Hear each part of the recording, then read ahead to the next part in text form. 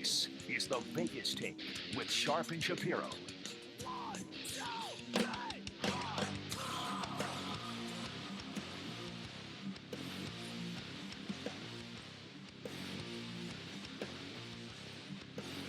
Here we go. It's a Tuesday edition of the Vegas Take coming away live, 101.5 FM, 720 AM, KDWN, in our gorgeous west side of the Valley studios here. So we get you set a couple of days outside of Thanksgiving. I'm Chris Wynn in for Brian Shapiro, JD Sharp back in the house, as well as Pat Casal joining us. Johnny taking care of business as well as campaign. You can catch us live also on our YouTube page, so you can get a chance to get both the visual as well as the audio of the Vegas Take. Of course, yesterday we had a lot of discussion regarding the impeachment inquiry hearings, what it meant for the 2020 election campaign. And today we'll be also getting into more detail when it comes to the resignation of the Secretary of the Navy and President Trump's involvement in that. And we want to get your perspective. You can hit us up at 702-257-5396 is the phone number with your opinions and your takes. We greatly appreciate those. We had an interesting situation, Pat, yesterday, because the last hour of the show, we had the opportunity to talk with Caleb Herring and Nate Hawkins, two former UNLV Rebels football players who were in town last weekend for the final game at Sandpoint Stadium, where the Rebels were able to get the W over San Jose State in the final UNLV home game at Sandpoint Stadium.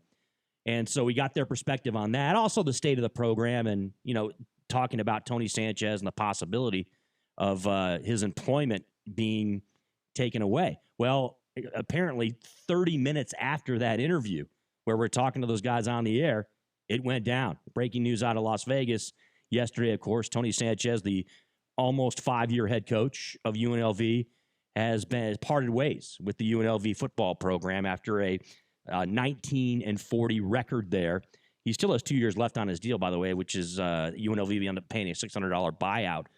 But $600,000 buyout. 600 sounds like Did I a say good 600? deal. Yeah, 600 is not bad. But so obviously a major change is about to transpire with this UNLV football program. And JD, you were off yesterday, but I'm sure you're well aware of the scenario that took place yesterday regarding the head coach at UNLV. And this is not something that was necessarily unexpected, but I guess what people are surprised by, both JD and Pat, is the timing, right? And how the way this all went down. Apparently, Tony Sanchez was notified on Friday by Desiree Reed-Francois and the powers that be over at UNLV. And, he kept it under wraps throughout the game on Saturday. He was notified before the San Jose State He was notified on Friday before the game and didn't want to make it a distraction for his team going into the Saturday matchup. And then, of course, the whole world found out about it yesterday. Right. So, I mean, I guess there's the conflict, I guess, with timing on that. But there's also an issue of timing given that it's basically, 5 days away from the big matchup, the big rivalry matchup with UNR coming up on Saturday for the Cannon. And it's curious to find out how the team reacts, given that they no longer have their coaches employed, yet he's still going to coach the game. I have an interesting perspective on this. And morally, was it the correct move? Probably not. But if you look at ESPN.com, I mean, in the next couple of weeks, there's going to be a lot of firings. And had this happened a couple of weeks after the season, it would have been lost in the shuffle. But now everybody is talking about this firing. And it's giving UNLV, the athletic department, a lot of time to find a replacement. So I think it's kind of a big move for UNLV football to make a move like this. Again, and this kind of proves that Desiree Reed-Francois, she doesn't care about Nevada. She cares about the next 5 or 10 years for UNLV football. Mm-hmm. And I actually don't mind the move because it gets a little oomph behind the program by doing this in such an unorthodox fashion and letting Tony Sanchez go, roughly 2 weeks before the end of the season. Because again, you have a lot of time now to find a coach, and there is some national attention on UNLV for making this type of move. And again, when's the last time that UNLV football had any attention whatsoever on a national scale? I can't remember it. Only with Johnny Robinson as the head coach, the year they went 8-5, beat Arkansas in a bowl game. Bottom line is this. We're rebuilding again. The problem you're going to have is the money. They don't have the money. Now, I'll tell you, I looked at the list of coaches. The guy that I find interesting is because he's at USC now is Helton. I think Helton does get fired. If that happens, that would be the guy I'd look after because they might be able to get him for a reasonable price. I don't think they can afford Brady from LSU. I really don't. I mean, they're going to have to come up with millions of dollars. They don't have the money. That's been the big dilemma. And I have to sit here and say, I told you this earlier off the air. I have ties to Sanchez from the Gorman days. Sanchez is a good coach. The problem with recruiting at UNLV, they want to say Sanchez is in the big boy league, but guess what? How about his predecessors, the last 5? They couldn't recruit. Why? UNLV sucks. They played at the toilet bowl. Sam Boyd was a toilet. Even for the bowl game, which they're drawing better teams now, which makes for better crowds. Now they're going to go to the Raider Stadium, the Allegiant Stadium. That's going to be a big move. Okay, they now have facilities like similar to Oregon. Now the question is, who are they going to bring in? They're going to have to write out a check. Again, I think a guy like Helton coming from USC could be successful here, similar to what's his name, Ogeron at LSU. Again, I think those guys bring something to the table. A little older, maybe you don't have to spend big bucks. Yeah. But a guy like Brady, oh man, that's a lot of money. Joe Brady, that is, not Tom Brady. Yeah, it's interesting though. You bring up Clay Helton, Pat, because I was listening to Ken Thompson on his show last night, Sports X Radio, right here in KDWN. He's a USC guy, obviously. He doesn't agree with you. He thinks Clay Helton's okay at USC, that he's not leaving Southern California. So I think they should retain him. Look, I pointed it out and I tweeted it back at him. I said, look, if that is the case, that Clay Helton ends up getting let go by USC, UNLV should absolutely put him on that list, on that short list. He should be number 1 in my opinion. You think so? Clay Helton can recruit. Yes, he can. Yes, Clay Helton has a great he's a player's coach. He's a good coach, but he's a player's coach, and a lot of players respect him. And he has a very very good relationship with parents and families and kids, and he knows how to close the deal. Whether he's a good coach or not, who cares? Well, he's not. He's had some bad breaks this year. Right, horrible breaks. Yeah. Absolutely. I mean, Slovis is starting quarterback. That wasn't the expectation. It was supposed to be JT Daniels, and they have a ton of talent there. So I think that Clay Helton could bring a lot of talent to UNLV, especially with the new stadium, the new Fertitta football complex. I agree. I really believe that UNLV needs to get a guy like a Clay Helton on board, and I don't see why a coach like that wouldn't consider this job. And they wouldn't need a lot of money for him. See, I'll tell you the one name I looked at the list. Jay Hill, Weber State, we don't want him. Again, we have another coach from an obscure school that's really not a big one, not Division I school. We don't need him at UNLV. We need a guy, if we can get a Clay Helton, if we can get a guy like Clay Helton, that would be somebody I would say, wow, that's a big deal. He's got experience at SC. How appropriate would it be to hire him similar to what John Robinson did back in the day? Robinson was successful. He would beat Reno. He did his job. He had a couple good seasons. But a guy like Helton, he also maybe has some players follow him here. I mean, again, for me, looking at the list, I think he's the most reasonably priced coach. I have to agree. Thompson might be right. I mean, they did beat UCLA. They go to a bowl game this year. If they win, they're going to finish second in their conference. They can't beat Utah again.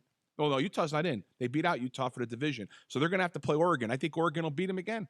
So, I mean, again, if that happens, they may fire him, depending on how they lose. I mean, SC is another program. Who would have thought SC would be topsy-turvy? But UNLV cannot afford to spend the kind of money that some of these coaches they could look at. And the rumor has been Urban Meyer is on SC's target list. I could see that. Look, we had the press conference yesterday afternoon at UNLV, and of course, Desiree Reed-Francois, she expected it. She knows everybody was going to start speculating as to the names and the possibilities of who could replace Tony Sanchez as a head coach at UNLV. I posed the question to her at the press conference. At the end of the press conference, I said, look, is it going to be a young coach, an up-and-comer that you're going to look to grow with the program, or are you going to go with an established name, a guy, maybe a big name that has had success at a big-time program that's looking to get, another opportunity? And Desiree Reed-Francois responded like this. Great question, but I don't have a box to check. Okay. And what we always do is we look for a leader of high character. Like I said, I need a ball coach. I need someone who lives and breathes and who's prepared, someone who has a plan. But that whenever you want a ball coach, I want a leader, and I want a teacher. No. And when I look for a leader, I always look for the character, the competence, the temperament, the IQ, and the energy. See, I have a huge problem with the way that was, because she's talking about like say we're a program, or UNLV is a program that doesn't have a new stadium and isn't in Las Vegas, Nevada. What she needs is a coach who can recruit and put fans in the seats. That's all she needs, considering there's a brand new stadium. They're playing in an NFL stadium. If a Sam Boyd crowd goes to an NFL stadium, disaster. It's one of the biggest embarrassments in all of sports, not just professional, but also collegiate sports, because it'll just look disgusting. JD and Pat, isn't this a unique situation, though, that we're talking about right now? We're talking about a college football program that's already established in town, that's moving into a stadium that's brand spanking new. Oh, and by the way, what makes us different from other situations, look, there's other college teams that play in NFL stadiums, but what makes us different is that this is Vegas. This is going to be the first time an NFL franchise is playing in that same stadium that your college team is going to be playing in. This is something that's extremely unique. And to JD's point, I mean, you're going to have to bring in the guy that's going to be making the right moves, and that's going to initiate that spark of excitement for this program. The way she was talking about that coach, it sounds like a Gary Anderson at Oregon State to me. Well, let me say this. A coach that's just not going to put people in the seats and is not going to get those big time recruits. And honestly, you look at the Golden Knights games; those are productions. Like before the game, and there's this whole thing with the Knights and all the lights everywhere. The UNLV football games should be a production. This is Las Vegas, Nevada. Money. And the sports should reflect that. Money, fine. I don't care, but they don't have the money. You got to get what you. Hey, if you want to dance, you got to pay the band, Pat, right? But what about you get what you pay the for? Fertitta football complex? That may help. I mean, where did that money come from? That came from the Fertittas. So here's exactly. And the Fertittas want to invest. Let me say this, because I've been around a little longer living in this town. They couldn't draw flies. Now here's the kicker. You know, when teams would come here like Wisconsin to play a game, right?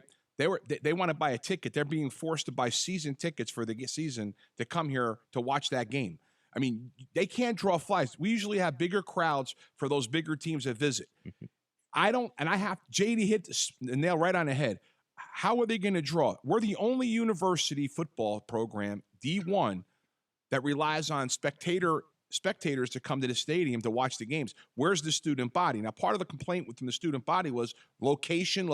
Yeah, stadium's way away from campus. But it's not. But the problem is, what about parking over here? How will they get there? I mean, personally, if the student body starts to support the program, things can change. UNLV student body has never been energized to back the football program. And if you look at the basketball program, the basketball team in the day was not supported by the student body. It was really supported by the fans and the money. That's really the issue you have in Nevada. It's a unique shift. But Pat, you know the deal, though. The student body, they're not the ones with the money. They're not the ones with the cash. They're not the driving force. The student body should be there automatically. Just because you're a student at the university, you should be into it, right? The student body. There's 26,000 undergrad at UNLV. 26,000. About 10 show up to UNLV basketball games, maybe 15. Legitimately, 15. Maybe 20. Maybe 20 on a good game. Out of 26,000 at a Division I program, and what should be, I agree, and what should be, they should be in the Pac-12. Let's be honest, they should be a Power 5 conference program. Not even close. Why can't you get 5,000 to 8,000? You ever see Pat? Utah? I think they should. Pat, moving into this new stadium and given what their recruiting ability should be in this conference. Think about in this conference, there's probably only two other schools, in my opinion, that should be able to out-recruit UNLV on every aspect, and that's San Diego State and probably Boise State, right? Just Boise State, just because of the history, the very recent history of the program. But other than that, nobody else in the program should be out-recruiting UNLV. What Boise State has done is a paradigm shift. You're talking about a small school in Idaho that's become a power. Well, I'm talking about their recent history, though. That's why they're sold out. Yeah. I mean, you're from Iowa and Nebraska. Tell me when last time an Iowa game or a Nebraska game didn't have at least 25,000 students in the stands. I would say probably 50 years. Well, Pat, I'm a Michigan State guy, and I grew up and worked in concession stands. And how many guys? At Spartan Stadium. How many of your student body was there? That stadium, they could play McNeese State on a early September afternoon. 70,000 fans there. Look at. So it's not even comparable. I'm going to tell you right now. This is the biggest fear I really have for UNLV, and he hits it on the. If they can't draw flies. Now, their first game, they may have a lot of attention because it's the first game at the new stadium, maybe the first couple games. But if the Rebels turn out to be like they are this year, which this should have been competitive for exception of a couple of games, if they start to stink up the house, you're not going to see the people traveling to watch them play. You're not going to see the student body. They have no interest in the program. That's your biggest issue in Las Vegas. Not only that, it's going to be a national embarrassment. There's going to be pictures that are going to go viral, memes of a 90,000 person stadium with 4,000 people there or 8,000 people there. That's brutal. I mean, it's I'm not. I don't think I'm out of line, JD. It will turn into a national embarrassment. That's why this hire is so important. If you do get a guy like Clay Helton, is now obviously Urban Meyer is the top echelon. If Never happened. If the Fertittas want to put up $30 million, they should probably do it, but they're not going to. But Clay Helton, again, he's not going to inspire a ton of fan confidence initially, but he is going to recruit immediately. And the team is going to play an exciting brand of football, and he has experience. One thing Tony Sanchez didn't have, when was he ever down in the second half or going into the second half his with teams were Gorman? loaded. He had Alabama. He had all the talent. He had all the talent. Oh, you're talking about in high school. In high school, they were Alabama. We're still not even. But he came from high school, which is disgusting. But it's 100% true. And I realize he had the Vegas ties, and they expected players like DeMarco Murray to come the biggest to UNLV, mistake? and Tate Martell. and none of that stuff happened. And Tate Martell, he just left Miami today. He should have came here instead of going to Miami. His ego is off the chart because he was a great high school player, but undersized, going to Ohio State, figuring he'd start. His father is probably his biggest problem. He goes to Ohio 100%. State, leaves Ohio State for Miami, which was a bad fit. If he would have came back to UNLV this year, would have been the starter. I'm not saying UNLV would have won more games, but it would have been different. It would also made the administration think, wait a minute.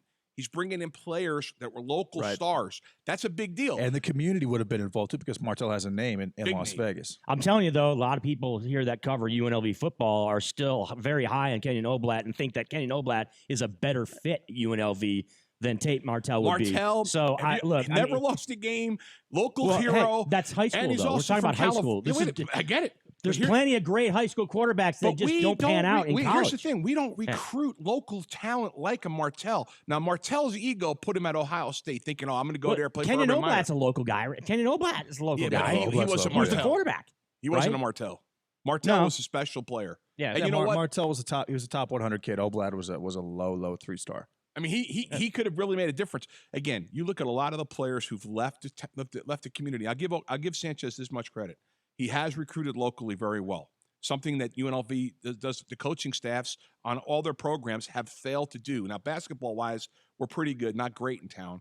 But baseball-wise, our baseball coach doesn't recruit locally like a moron, and he could get these kids cheap because they live here, so you don't have to come up with big money. Sanchez did go after local talent. I thought he's done a decent job recruiting. Again, the players that are going to come here, if you get a 3-star recruit, you're doing great. Well, see, you're going against your argument, though, because you guys are talking about, look, the reality of college football, okay? There's plenty of guys here in Vegas that can play at high-level D1 schools. They're not looking at UNLV. Yeah, but here's the thing. They're looking at Oregon.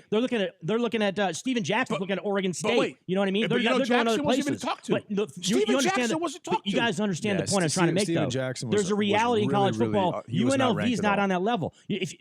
Let's use the example of college. Let's use the example of basketball. A city like Chicago, for example, Chicago, Illinois, right? Plenty of great Division I, college basketball players, right? But they're not going to Illinois. They're going to Duke or they're going to other universities. Here's the thing. You made a comment yesterday because about the program's Florida. not on that level. Do you know why Central Florida? They were going to Illinois when. But 5-star guys. Pat just said 3-star guys come. 5-star guys aren't coming to UNLV. But I'll tell you what, Martell getting blown out at Ohio State should have came back here. Let me say this.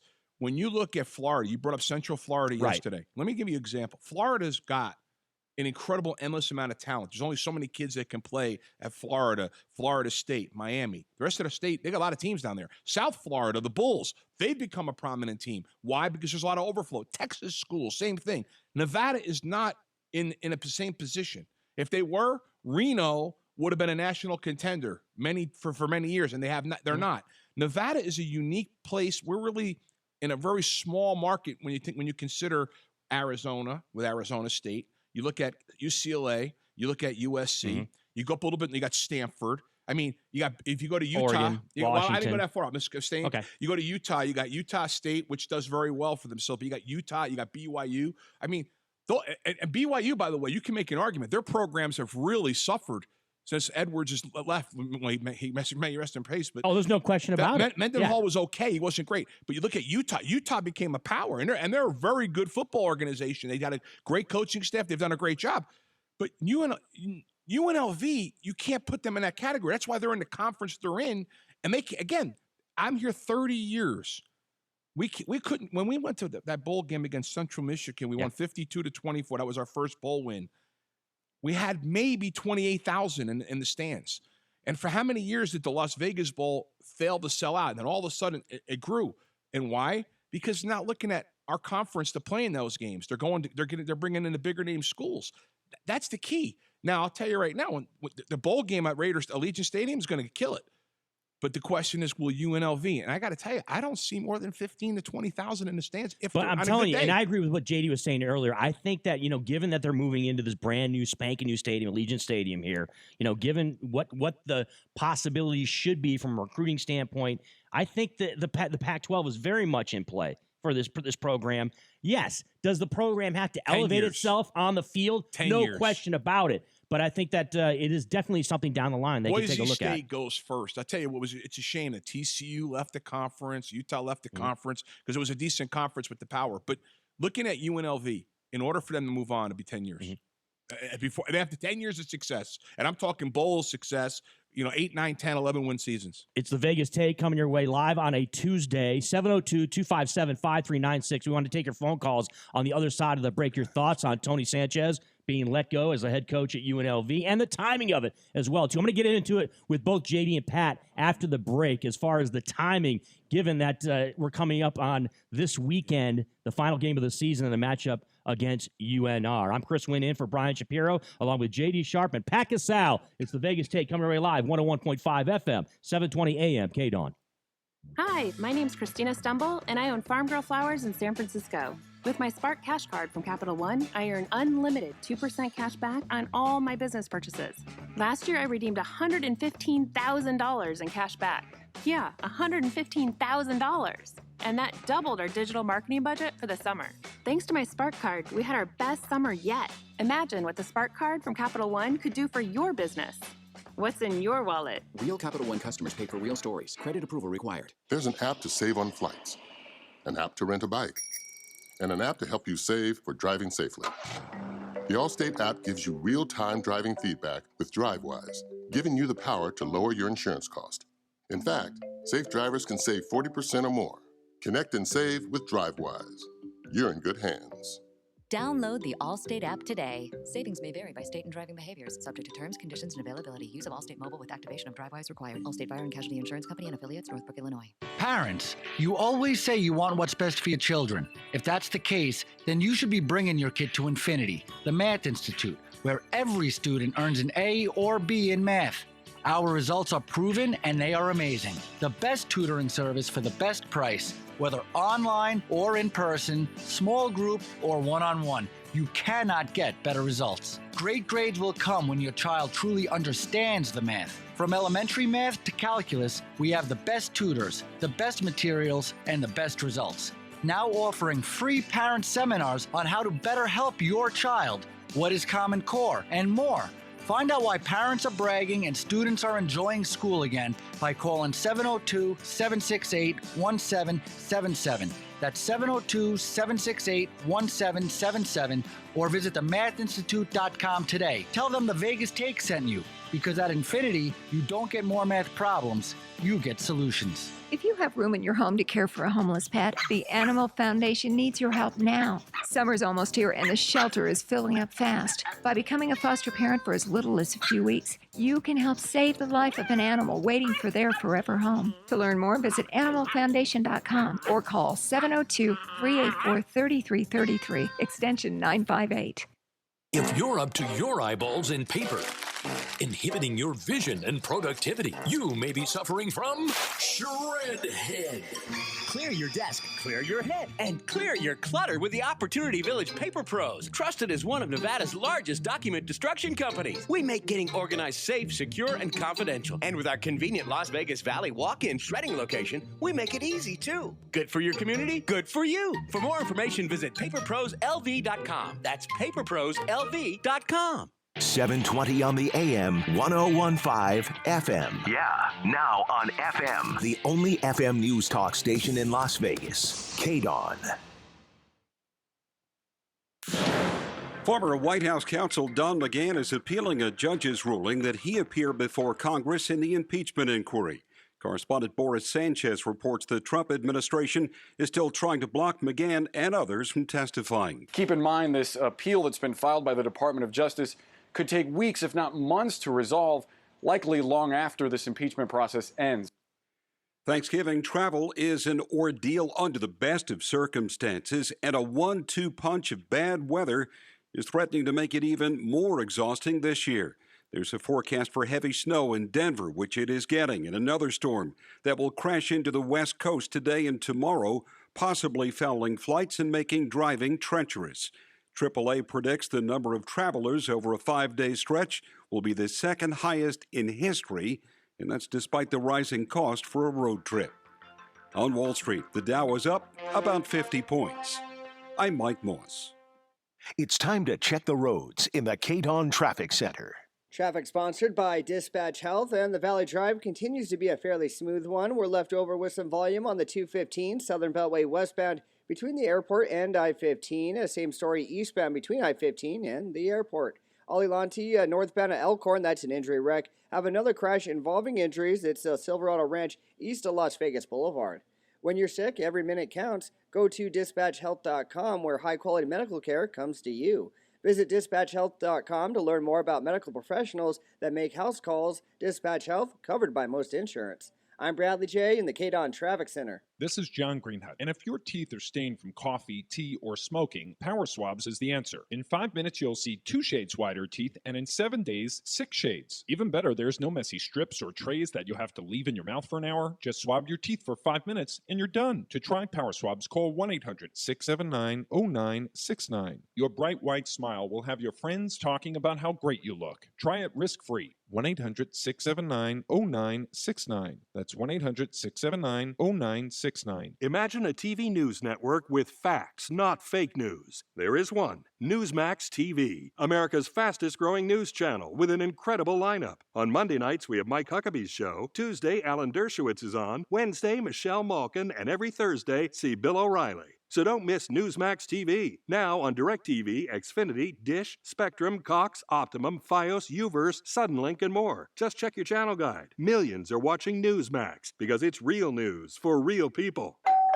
Hey, it's Lee Goldberg of the GCI guys at Realty One Group. Do you know anyone that's looking to buy a home, sell a home, rent, move from California? If so, give them my number, 702-902-3029. All listeners of the Vegas Take get $1,000 in your hand back at closing. Hometown heroes, veteran, military, police, teacher, nurse, I'm giving you $2,000 back. That also goes for hospitality and casino employees. Free use of a moving truck for a day, 6 free months of home security. Call me, 702-902-3029, the GCI guys.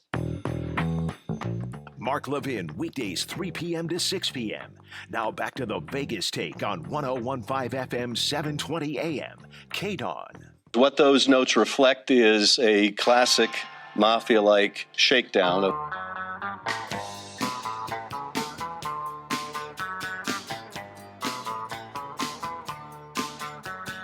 Vegas Take rolling on a Tuesday. Chris Wynn, Pat Gasal in. JD Sharp also live in studio. Brian Shapiro out today. It's a little pre-Thanksgiving vacay for the normal host here on the Vegas Take.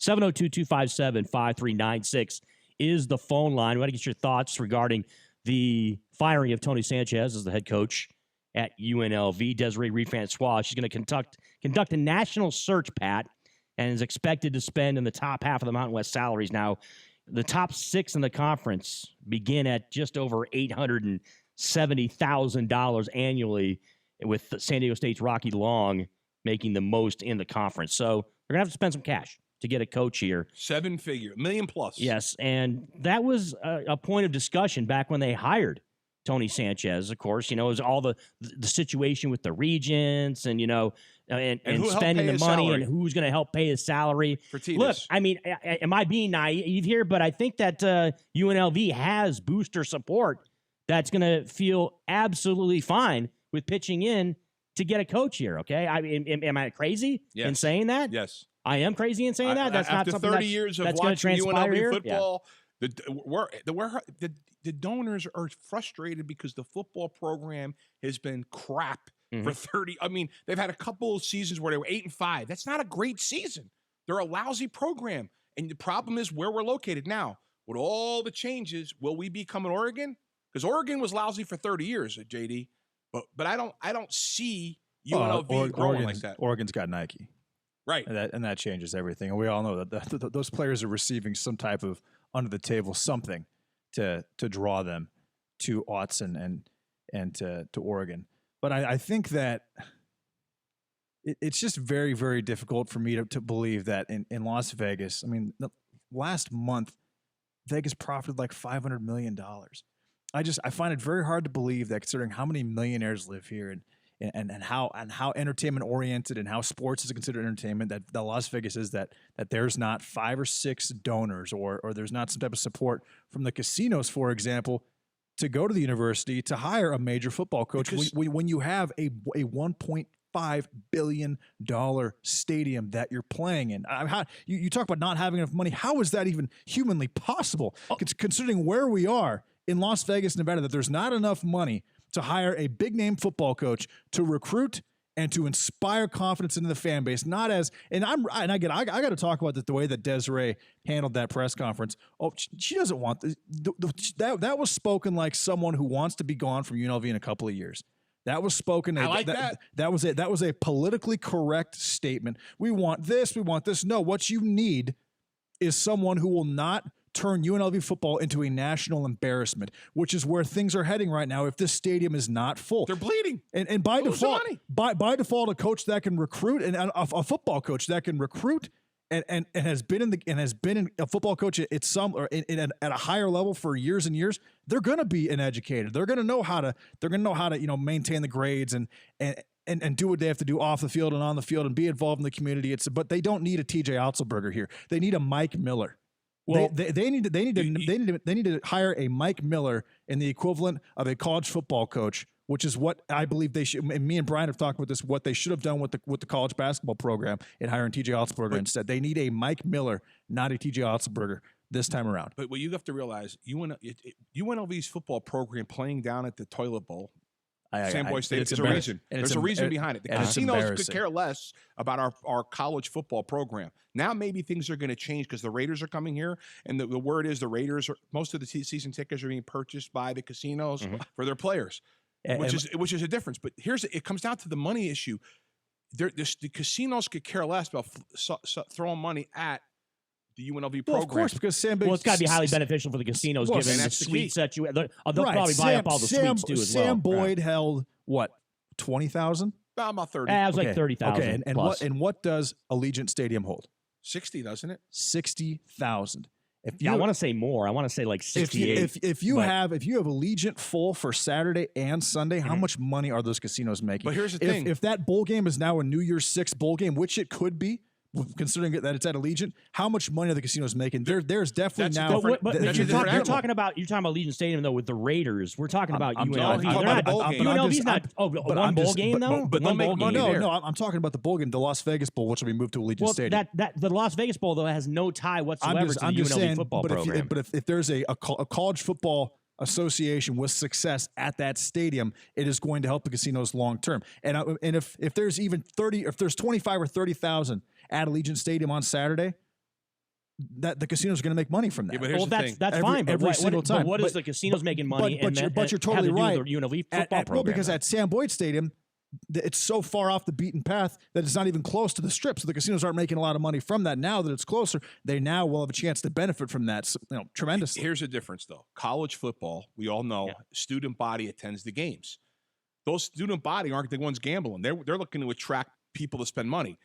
UNLV would have to become the U, right? Because if they became the U and they were in championships, people are going to want to come in and travel with their teams to play here. That's not the deal. College football is not going to spin off the gaming profits. Now, a bowl game would, because a bowl game brings in the parents, and they're going to stay at the casinos. Let's also consider this. The paradigm shift in casinos is 75% of the revenue is now generated outside of gaming. Gaming is about 25% of their profit margin. Hotels, spa treatments, dinners, etc. That's where they're making all their money. So now, when the Raiders come here, they're going to clean up on that and they'll get some action. Right. But I don't understand what you guys are making a connection with the bowl game as far as UNLV. No. They could have 10 games between Clemson and Alabama I'm with you. national championship games. That's not going to have any benefit whatsoever What he's to saying UNLV is as a football the program. Strip will make money with the one bowl game, but I'm going to sit here and tell you during the regular season, the 6 or 7 games that UNLV plays at home during any other season, I don't see the Rebels drawing right now maybe 20,000. And when the Rebels should, 1/3 is terrible. to JD's point earlier, UNLV and Allegiant Stadium, they should look at putting a black tarp over the top part of that stadium next season when UNLV games are being played, because that's the only way you'll make it look like that stadium is even full. There's going to be 15, maybe 20,000 fans there. Yes. Are they going to get the fans that are interested to go to the new stadium that don't want to pay, the exorbitant prices they're going to have to pay to go to a Raider game? Absolutely. So they're going to get some fans that way, but it's not like they're going to. You think they're going to get a swarm of fans next year at UNLV? You think fans are going to go to see UNLV for $10? Hey, am I highballing? So I'm saying 15, 20. Hey, I'm saying 15, 20,000. Am I eyeballing it? I think they'll pay just to go there a couple of times. And that's exactly. If they have the same product for 1 or 2 games, but if they're not good, they're not coming back. Right. And if they're not, and if they're not playing exciting football, they're not coming back. And if they don't have a coach that is inspiring confidence, they're not coming back. And also, being not in a Power 5 conference really hurts them, and they need to schedule some big schools in the out of conference. If they do that at home, that will bring in. But if they get pounded by those big schools, that will bring in a lot of visitors. And that will increase the casino's revenue. Again, it's all about money. You're talking about how money is an issue. The issue is getting enough money to get a big name coach. If you have the money, a big name coach will come to UNLV. I am certain of that. 702-257-5396 is the phone number here in the Vegas Take. Let's go out to the GCI guys hotline. Edward joins us now. He wants to talk about a little UNLV, the state of the program, and also the new stadium and what's going down. Edward, thanks for the call. What's up, Edward? Yes. The question I had was that you mentioned the black tarp. How are they going to restrict the seating? Are they do it like at a speedway where they block off some stands or paint the seats that make it look like people are sitting there? Well, Edward, what I think they would do is something along the lines of what I believe the WNBA does, right? Where they put like a black tarp up on the upper bowl of the stadium and just have seating in the lower bowl of the stadium for UNLV. I don't think, look, this is not something that's 100% definite that they're going to do. I just think it's something that would be absolutely viable, considering it's going to be the first year for this program. You're going to have a brand new head coach. We don't know who the coach is yet this year. But I mean, 2 other questions quickly. Yeah. One, are they turning money down from the cannabis industry? And number 2, did anyone make any big bets, in this state or elsewhere? Because some of the timing on some of these changes, it seems very interesting. So big bets as far as futures with UNLV. Are you talking about futures with UNLV football this year, or like even this upcoming UNL? Action's not that big. Yeah, I don't think the action really turns the table here in Las Vegas regarding UNLV football. And to your question about whether the cannabis industry, look, the cannabis industry is legal here in Nevada, so no interest in I don't football. Understand why there would be any restrictions as far as whether or not they could. I heard they were turning it down or something at UNLV, but I don't know. Maybe you could find out. I don't know how to find that out. I really hope they aren't doing that. It's interesting. Yeah, thanks for the call, Edward. We appreciate it. Call, yeah, we're not really sure on the details on that, whether or not UNLV is turning away any type of funding from whether it be boosters not or right now. They need the money. They need all the money they can get. Yeah, I guess from a morality standpoint for the cannabis industry, it's legal. You know here what in they Nevada, should do? So you make a good point about entertainment. UNLV needs to put together a marching band like a USC. Start to create a tradition. It needs to be entertaining. Would be huge. The game needs to be entertaining. 702-257-5396 is the phone number. Chuck joins us now here on the Vegas Take. Chuck, what's going on? Thanks for the phone call. Hey, what's up, Chuck? I don't think you have to go for a big name. I'd look to the MAC conference because P.J. Fleck, Urban Meyer, and Brian Kelly came out of there. Cincinnati, Bowling Green. It's a good conference. Well, JD pointed out a guy that's not necessarily about Weber State and Jay Hill. Look, here's the deal with Desiree Reed-Francois. And Mark Anderson pointed this out today in the Las Vegas Review-Journal. He talked to her track record suggests that she's going to look at a coach that's trying to build his career, which suggests, a coach that's young, not necessarily established, hasn't had a ton of success. And if that's the case, then she might be going down the line of what Chuck's thinking. Yeah, she's going to make a hire that makes her look like she's a competent AD, and that allows her to propel her career further down the road, and not at UNLV. Clearly, based on what she said in that press conference, that's what's going to happen, and that's not what is needed. You need someone who can recruit and put fans in the seats and pay for his own salary that way. Yeah, I can see that. And that's it. Still dangling out there, or Graham Harrell, or Todd Graham? No, those names could be there. I'm going by the newspaper, and I laugh because I saw Joe Brady's name, and I'm like, they would have to write out a major check for him to leave LSU. Yeah. And I was bouncing around social media last night, Chuck, and on Twitter, and there's names out there like Jim Mora Jr. and Houston Nutt. His name has been brought up also. A guy, of course, who made his bones at the likes of Arkansas and Houston other places. So has a very, very exciting brand of football. Young guys. So, but those guys are obviously, I don't know, retreads is kind of disrespectful. Mora Jr. would be good. That's what they are. They're talking about Jay Norvell, possibly from Nevada. The reason I'm attracted to Clay Helton is because he's around the corner. He's a Southern Cal. He could be a magnet to bring some players here. And what we need is I hate to say this, but they need to be damn decent next year. I didn't say great. Decent, where every game they're in, and maybe they get to a small bowl game, go 7-5. If they go 3-9 next year, the crowds that will be coming to those games will be in the teens. And if they're in the teens, and the Raiders could turn around and say, you know what, maybe this isn't a good fit. Thanks, Chuck, for the phone call. We appreciate it. Great call, Chuck. Let's bounce back out to the GCI guys' phone line. Bill joins us now. He has an opinion as to who the next head man should be at UNLV. Yeah, I was just thinking USC, they're putting in fourth-string quarterbacks that are throwing for 400 yards. They have They have Graham Harrell as the offensive coordinator. He was with New England system, Green Bay system, and Mike Leach, he was their quarterback at Texas Tech. There's a young guy that would showcase a wide-open offense that will draw fans right then and there. Is Graham Harrell a guy, and JD, you might be able to chime in on this from a recruit, because you point out, I think recruiting is going to be huge. So is he a guy? Is Graham Harrell a guy that was instrumental in recruiting at USC? You don't know if he can recruit or not, and he came from Texas Tech. Obviously, he's part of that air raid offense, and he's going to have an exciting offense similar to Houston Nutt. But the question is he going to inspire confidence into the fan base, and is he going to bring in major recruits? And that's a question that I don't have the answer to. And if you don't have the answer to that question. I think the money aspect with Clay Helton, he'd require so much money because I don't think the guy's done coaching to have aspirations at a big-time program. 1.2 million would probably, you could get him, I think. Don't you think? Excuse me? I think we can get him for 1.2 million. That's the problem, though. Will they come up with an extra $900,000 a year? I mean, again, the problem with UNLV is money. If they would invest in a coach and embrace the program and start being successful, they're going to make all that money back in 10 times over. It's not even a question. And again, if you're playing in that beautiful of a stadium in the heart of Las Vegas, Nevada, the entertainment capital, how could you not have a budget of even 15 or 20 million for a three? I mean, how do you not feasibly do that? And I just don't understand. Well, here's the deal, though, guys. It makes zero sense to me whatsoever. It's been a revolving door of head coaches in football just in the past 7, 8 years, from Sanford to Bobby Houck to to Tony Sanchez. I mean, the previous way of doing it as it should have been. So you got to switch it up as it should have been. With Sam Boyd being where it was, it's literally an hour and 15-minute drive from my house to there. I refuse to make it. And with traffic, I won't do it.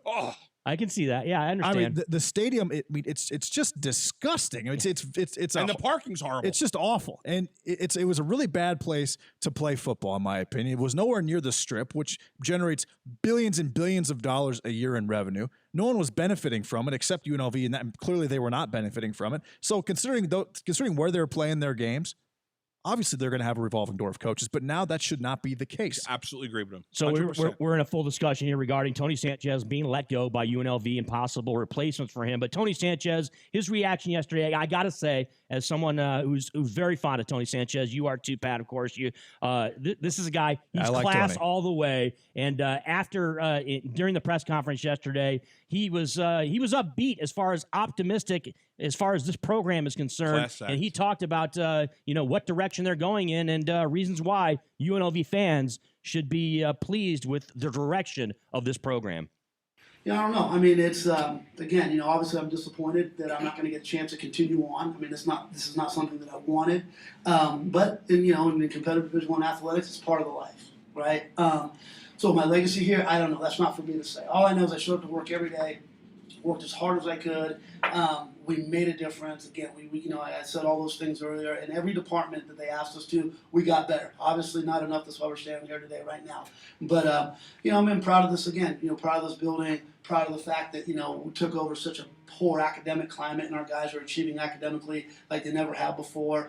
Proud of the fact that we got ourselves back into this, you know, rivalry fight. You know, again, that can one time in 10 years. It's not enough. You know, so our guys understand the importance of it again. It's a fun rivalry. Those guys do a great job up there, and it's something that I'm excited about. And I wish we could have won a couple more games. I mean, the one thing I'm proud of is the competitiveness. We've had so many opportunities. You go back and you sit there and go like, man, you know, you just a couple plays here and there, and all of a sudden, you know, things change. So, got to get better at it.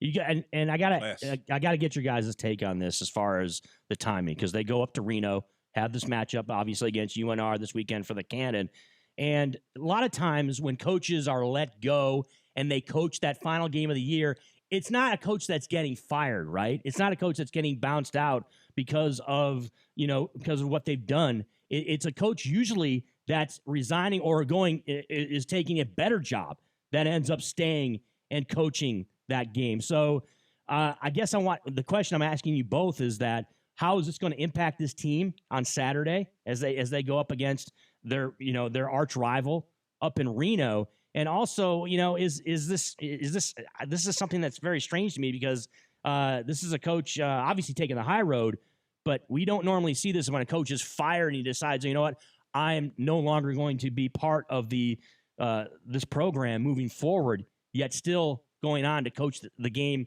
which is still a week out. Well, look at this. He wants a job anyway. This is a class move by him. Mm-hmm. If UNLV can be somewhat successful, they get up for this game, he may get other looks at smaller schools. He may have there may be a future for him in that respect, whether it be as a coordinator or even as a head coach. You know, a lot of the coaches that have left here have done very well elsewhere. Again, you look at it's UNLV. I mean, to be successful here, and think about it, in 30 years, Robinson was the most successful coach we went through in 30 years. Yeah. And 8-5 was our best season. Kind of sucks. But Pat, JD, is this something that deflates your team on Saturday? No, I don't or think is something they say, oh, you know what, we're fired up now because our coach is heading out the door and we want to send him out with a victory?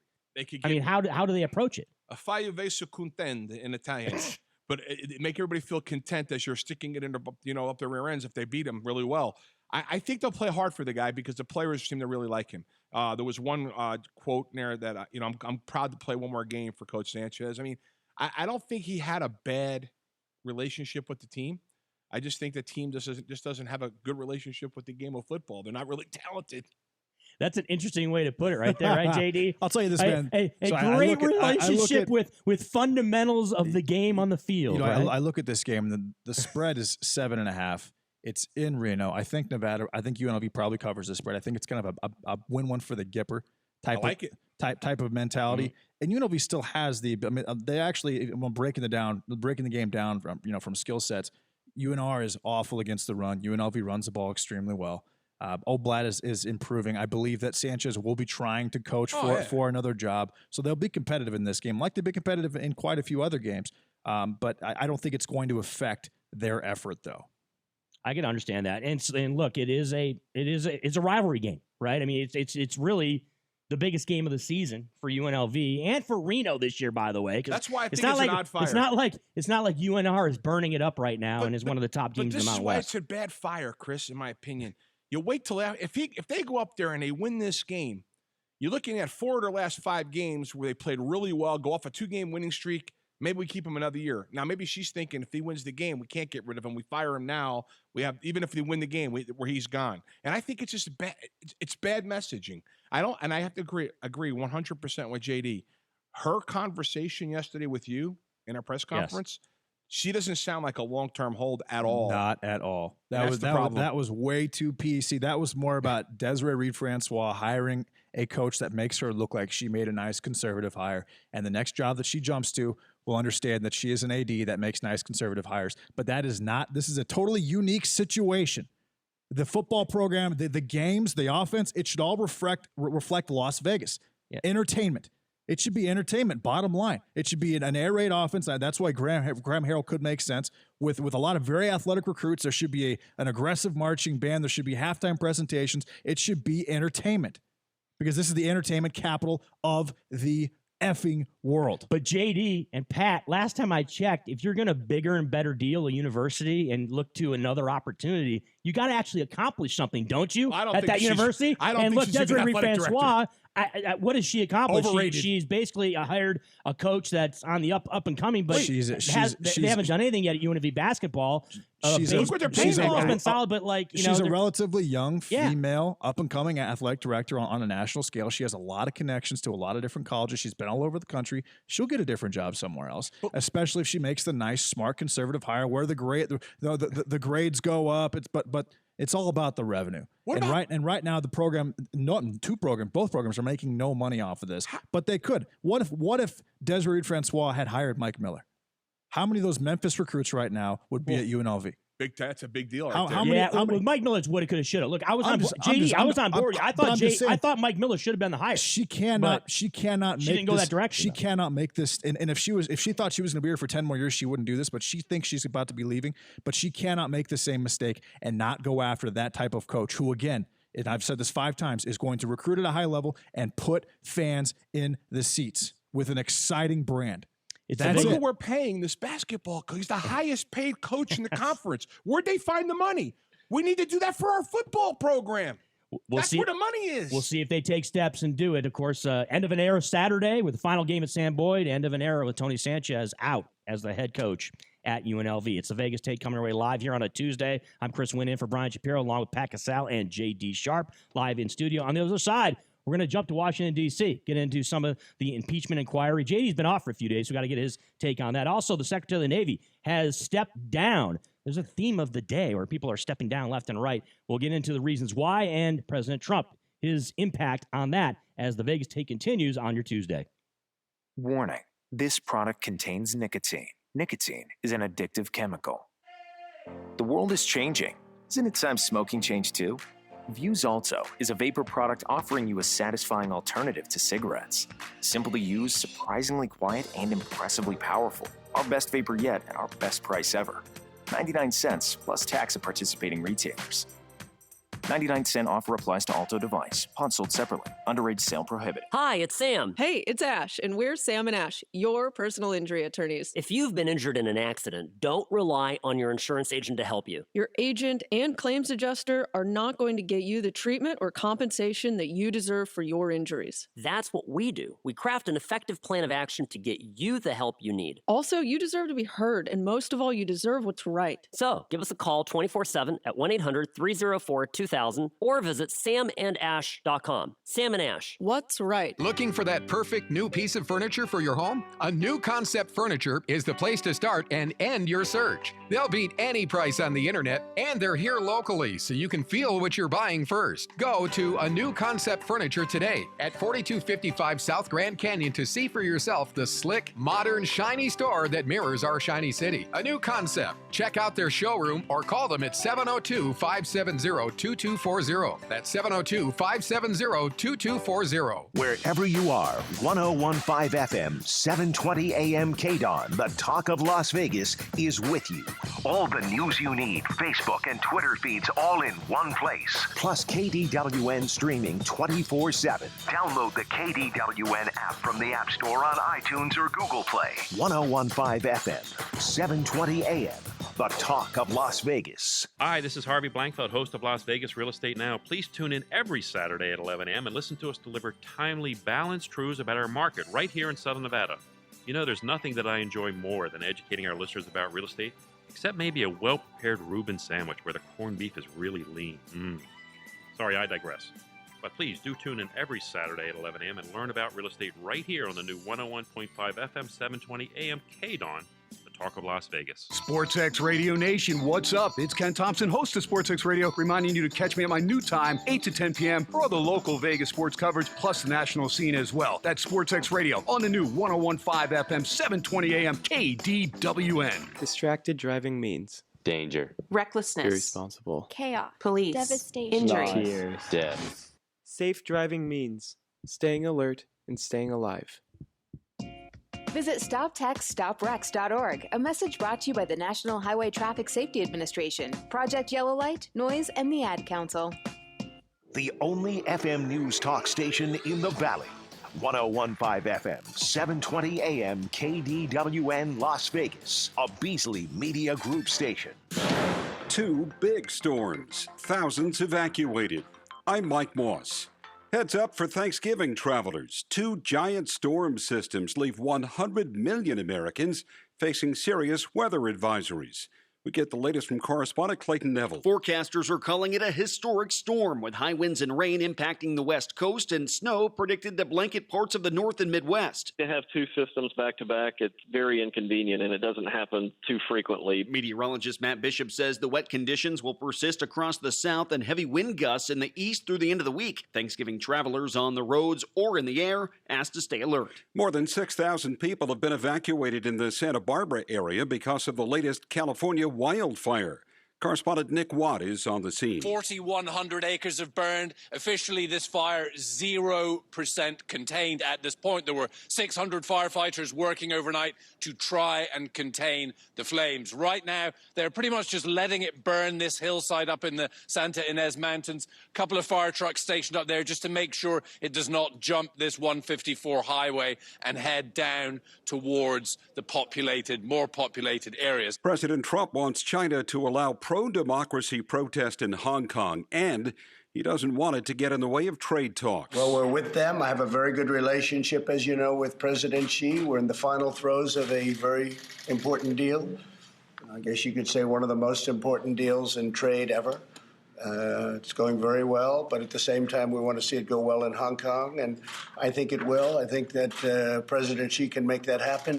A Pennsylvania law ending time limits for authorities to file charges in future child sex abuse cases is now in effect.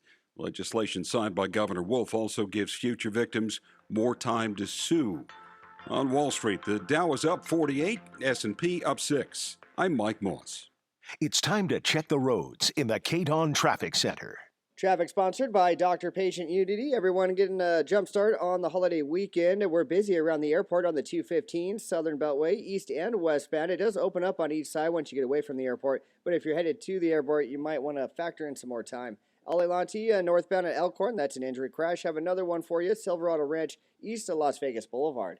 As surprise medical bills bankrupt Americans, Jackie Rosen stands with doctors to remove patients from billing disputes. She demands insurance companies pay their fair share in opposing their rate-setting proposal to cover less medical care. Tell Jackie Rosen thank you and keep fighting. I'm Bradley J. in the KDON Traffic Center. This holiday season, get the rest you deserve with Helix Sleep. Helix makes personalized mattresses to fit your unique body type and sleep preferences and give you the best sleep of your life. Go to helixsleep.com and get up to $200 off during their holiday sale.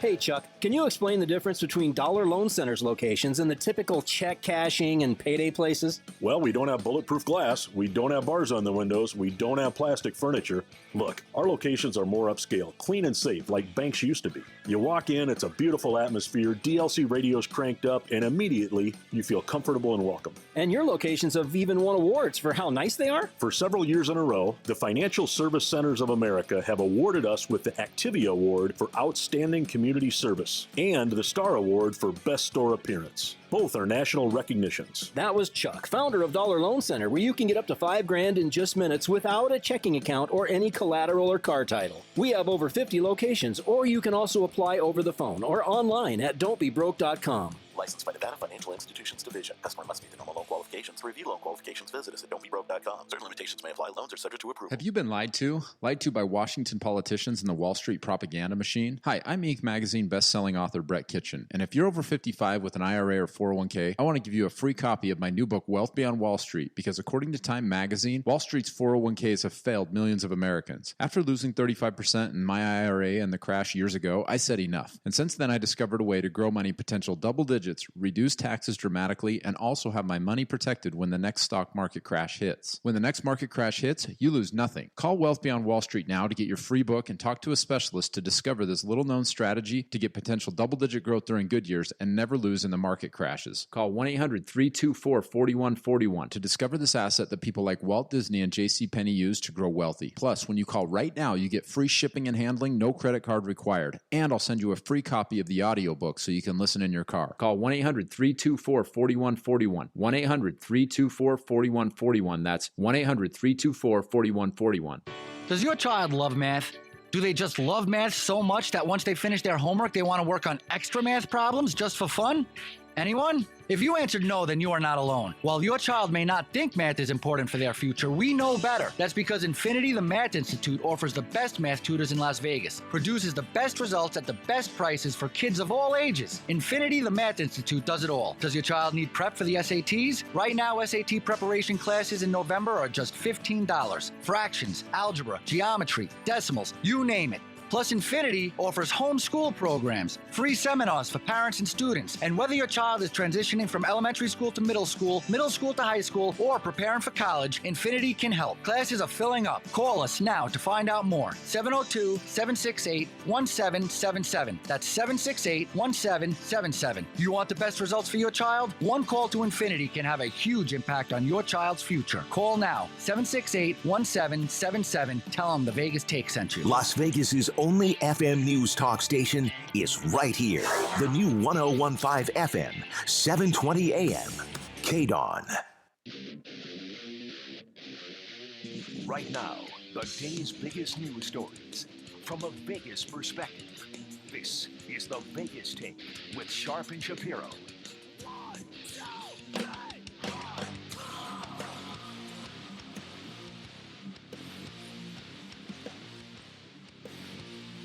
Welcome back to the Vegas Take Tuesday edition. Chris Wynn in for Brian Shapiro along with J.D. Sharp live in studio and Pat Casale as well. We're going to get into a little bit of politics here. Of course, so much going down over the past couple of weeks and even more news in the last 48 hours and a focus on the Pentagon and on the armed forces, given the Secretary of the Navy, Richard Spencer, has stepped down. It's more of a firing, right, Pat, of, basically Mark Esper, the Secretary of Defense, letting go of Richard Spencer at the behest, of course, of President Trump. We would expect, given it, he is the commander-in-chief. So we want to get your phone calls and your opinions on this, because it's not just about Richard Spencer and the Secretary of Navy stepping down. It is a broader issue. And hit us up on the phone line, 702-257-5396, with respect to presidential pardons. Now, Donald Trump has pardoned 3 military members. And with presidential pardons, look, it can get dicey, because whether it's civilians or in the military, a lot of these have been controversial. It's not just President Trump. There's been a lot of presidents who have issued pardons that were necessarily controversial and people had major issues with. And that's absolutely the case here with these 3 military members. Now, President Trump pardoned 2 Army, I believe one's an officer and one's an enlisted member, regardless, both over in theater. One was convicted of murder and was sentenced to 19 years. President Trump pardoned him.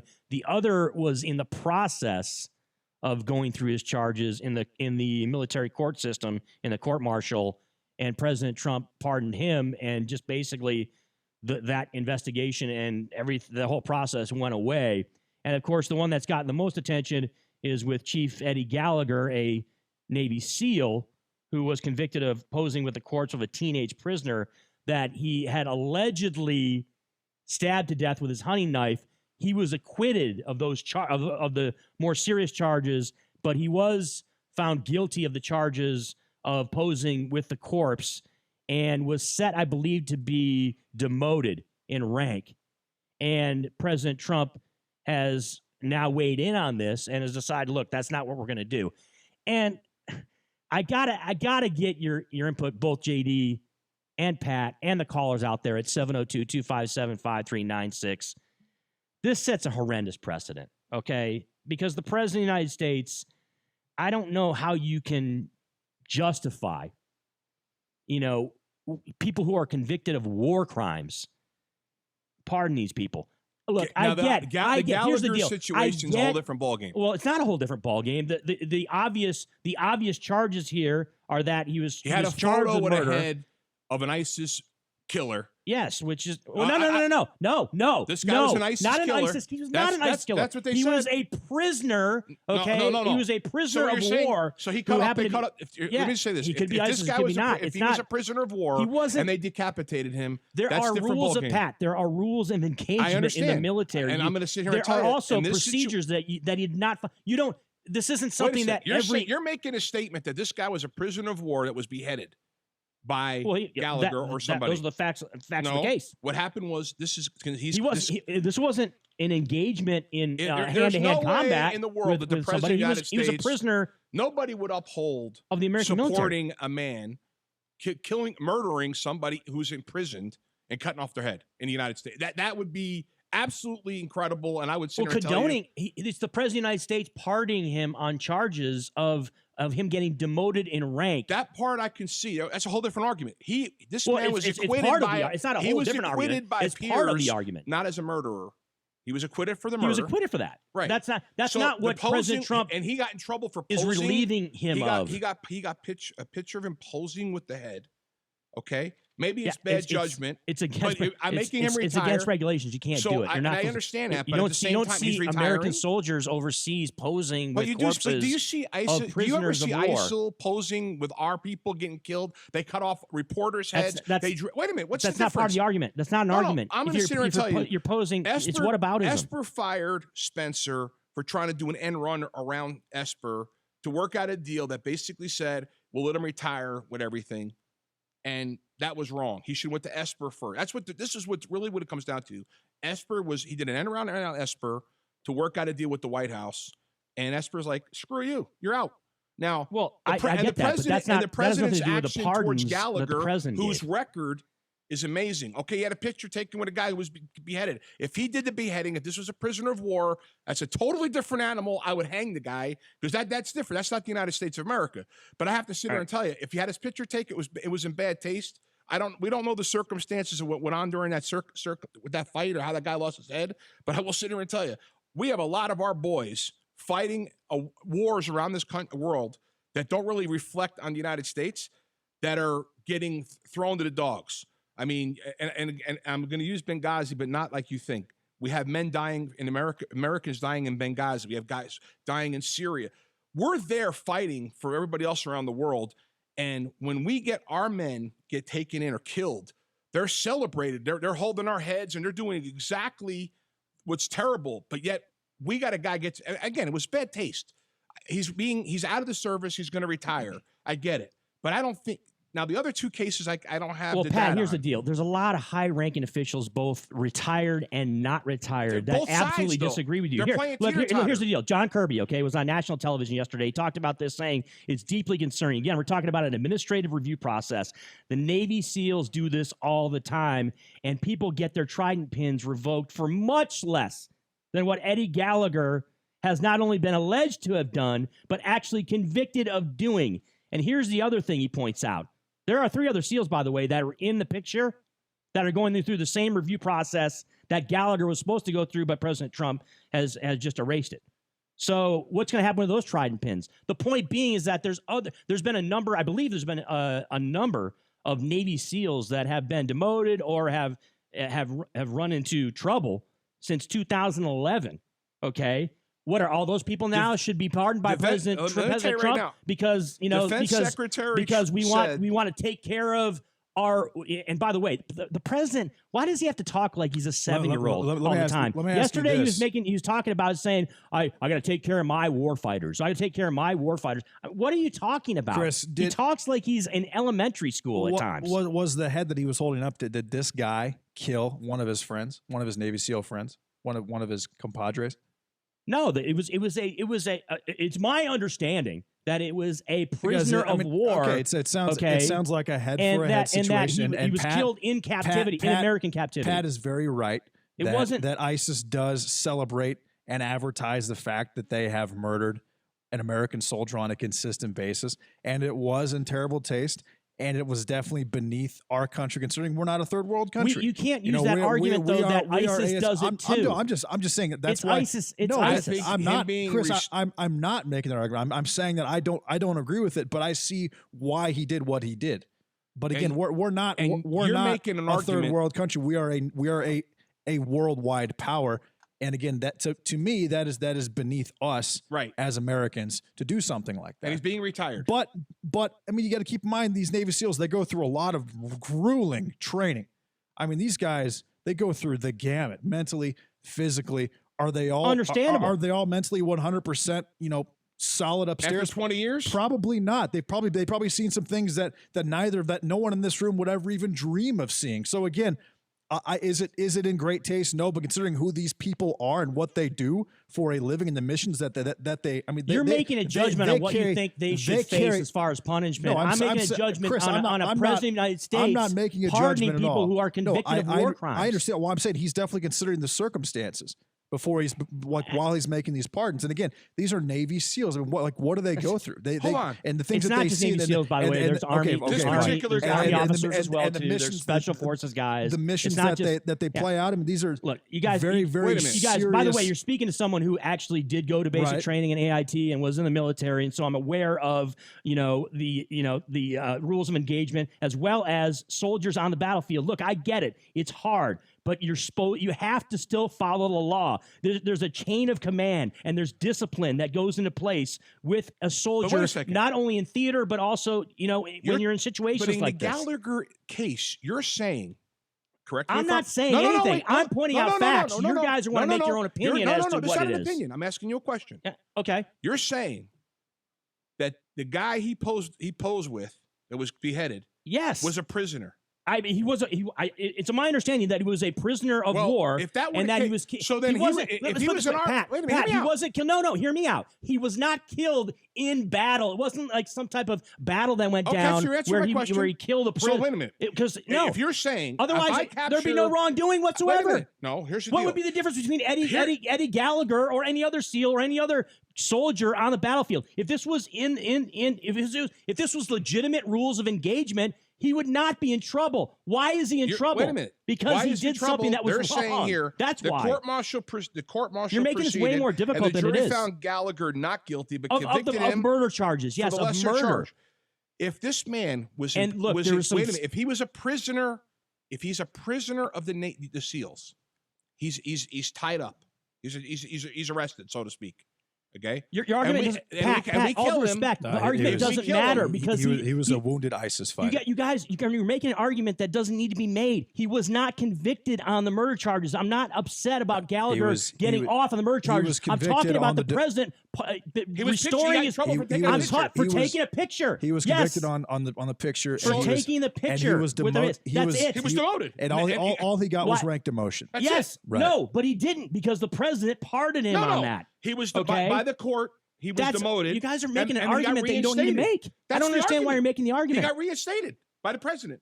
Right here. It's not the argument. That's what the debate is. That's what the controversy is that the president shouldn't have restored his rank. He should have still been demoted, and he still should face consequences for his actions. Spencer wanted to reinstate him, and he did the end around with the president. He was going to reinstate him. And the reason Spencer gets fired. Because Esper that's pissed. A different issue, though. You're talking about why the secretary gets fired. I'm talking about the president of the United States with these wrong. These are controversial pardons. He didn't do anything wrong here. The president, Pat, you're going in circles here. I don't understand what you're talking. 702-257-5. Let's go to the phone lines. I got to get some other takes on this. And by the way. I know you guys are going to call in, you Trump supporters, and you're going to start going with Barack Obama pardoned this person. Screw that. And Bill Clinton. No, Pat, I'm telling what the caller's going to do. I already know what some of these callers are going to do. They're going to call in and make excuses as to why President Trump should be able to pardon whoever he wants. I don't want to hear that either. I want to talk about this particular case. It's about to come, Pat. 702-257-5396. Brady joins us here on the Vegas Take. Brady, what's going on? Good morning, gentlemen. I want to bring up, you brought Obama up, so I'm going there. Of course, I knew you would, Brady, because I know you would. Brady, just talk about I wasn't going there, but you brought it up, so let me just finish 1 second. Brady, you're killing me. I brought it up as a joke Brady, because I figured that, maybe you guys would steer away from it because you sound ridiculous if you want to start, comparing pardons. Well, you had to remind me, but I'll make it really short. There was I think a couple years, 2 or 3 years back, there was a guy, I think his name was Major Batey or something. He was in prison because he had a firefight and he wiped out a whole bunch of people in a room in Iraq. They were covered in shrouds and gouts. You didn't know what them people had underneath them. And he blew a whole bunch of people away in a firestorm. And he was sent to prison for a long time.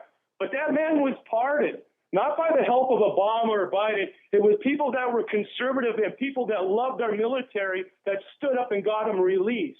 And this is the same example. You would tend to defend a guy in ISIS who is a known. I'm not defending any ISIS. Hey, Brady, are you telling me that I'm defending a terrorist? Because if you are, that's BS. I'm not at all. Okay, I am someone who's actually served in the military. Have you served in the military? Have you been there? Have you signed on the dotted line and said that I'll go over and fight for our country? Because if you haven't, then you have no business talking to me that way. All right. B, brother. You have no idea. Why am I defending a terrorist? I'm talking about. The militia, brother. Hey, here's the deal, Brady. If you actually do war crimes on the battlefield and you actually conduct war crimes on the battlefield, you should be convicted and you should face the consequences. Okay. 3 gentlemen that go back into the brig and spend the rest of their life because they took a selfie with a dead IED. Did I say that? Did I say that he should go for the rest of his life in prison because he took a selfie with? I would agree with a corpse. If he committed a murder, he should go to jail for the rest of his life. No, here's the deal. Here's what should happen. Eddie Gallagher, for taking a picture with a corpse, should be demoted in rank. That's it. Okay? And he was demoted in rank. And the President of the United States said, you know what? You're not going to be. I'm going to take care of you. And he took care of the other 2 Army officers, by the way, who were convicted of war crimes and murder. Are not the story here right now. One was convicted of murder. One was going through the process. I can't go there because this has only been about Gallagher. I know the information about it. I know the details. You guys don't. Brady wants to sit here and call me defending a terrorist, which is ridiculous. You mentioned being in the military, and that's cool that you did that. But you mentioned the rules of engagement. How do those rules apply to secret missions like the ones that Navy SEALs and Delta Force? Well, I wasn't in Special Forces, so I'm not going to speak specifically to what it is. But how do rules of engagement apply to those particular secret missions? Here's the deal. You can't take pictures with dead corpses. You're not supposed to commit war crimes, okay? You're not supposed to murder. Did they not take a picture of JD, you're asking me the question. I'm answering the question. I understand. Rules of engagement, I would not expect. Look, off the top of my head, I would not expect rules of engagement to be different with Special Forces people in theater as opposed to other soldiers in the theater. I would expect all of it to be relatively the same. It's not, they don't have any, let's put it this way. I don't think Special Forces members, SEALs, Green Berets, Delta Force, they don't have any extra leeway when it comes to committing war crimes than any other soldier. There's a lot of controversy, and I'll tell you right now, Gallagher is being retired. Is being retired after 20 years, and I have to be honest, I don't think he should have been punished and stripped. I don't think Gallagher should be punished. That's my opinion. Yeah, 702-257-5396 is the phone line. Let's go to Josh. Josh joins us here on the Vegas Take. Josh, what's your take on all this? Hi, how's it going? As a former Marine, I wanted to talk about all of the responsibility is on our government. They sent him to war. They trained him to kill people. That's what we did. And now we're like, oh, but you have to act like this perfect person. That's unrealistic. Well, it's not necessarily perfect, right? It's just don't commit war crimes and don't do things that are against regulation, which would be taking a photo with a dead corpse of what is expected to be a prisoner of war, right? Modern age war crime. That's all I'm saying here. Look, a digital war crime. And Josh, I get what you're saying. Not a war crime you could make in World War II. Almost 20 years serving our country, who has been in multiple combat, right? And what is the most we can ask of somebody to do for our country, and because he took a picture, you want to take away his right? Look, Josh, crazy. I'm not disparaging his service in any way. No, let me finish my point. You guys cut me off right in the middle of my point. I'm not disparaging his service in any way, okay? But that does not give you the right.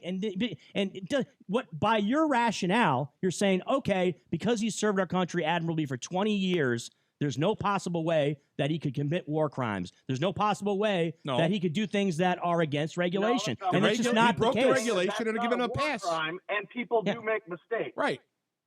Well, there's called degrees of mistakes where you're punished accordingly. It's a mistake.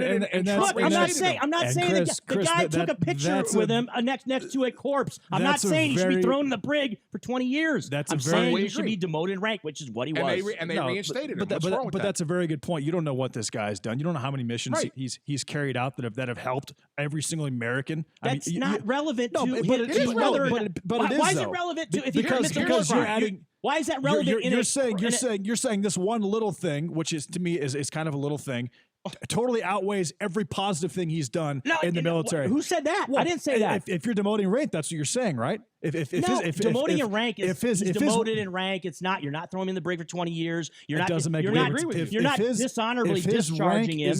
But if his rank is being demoted, then the things that he had gotten credit for, it's not life or death. No, it doesn't make a difference, man. JD, you're saying it's life or death. It's still demoting the rank. It's not. And what Trump is saying and what Trump is doing here is saying this doesn't matter.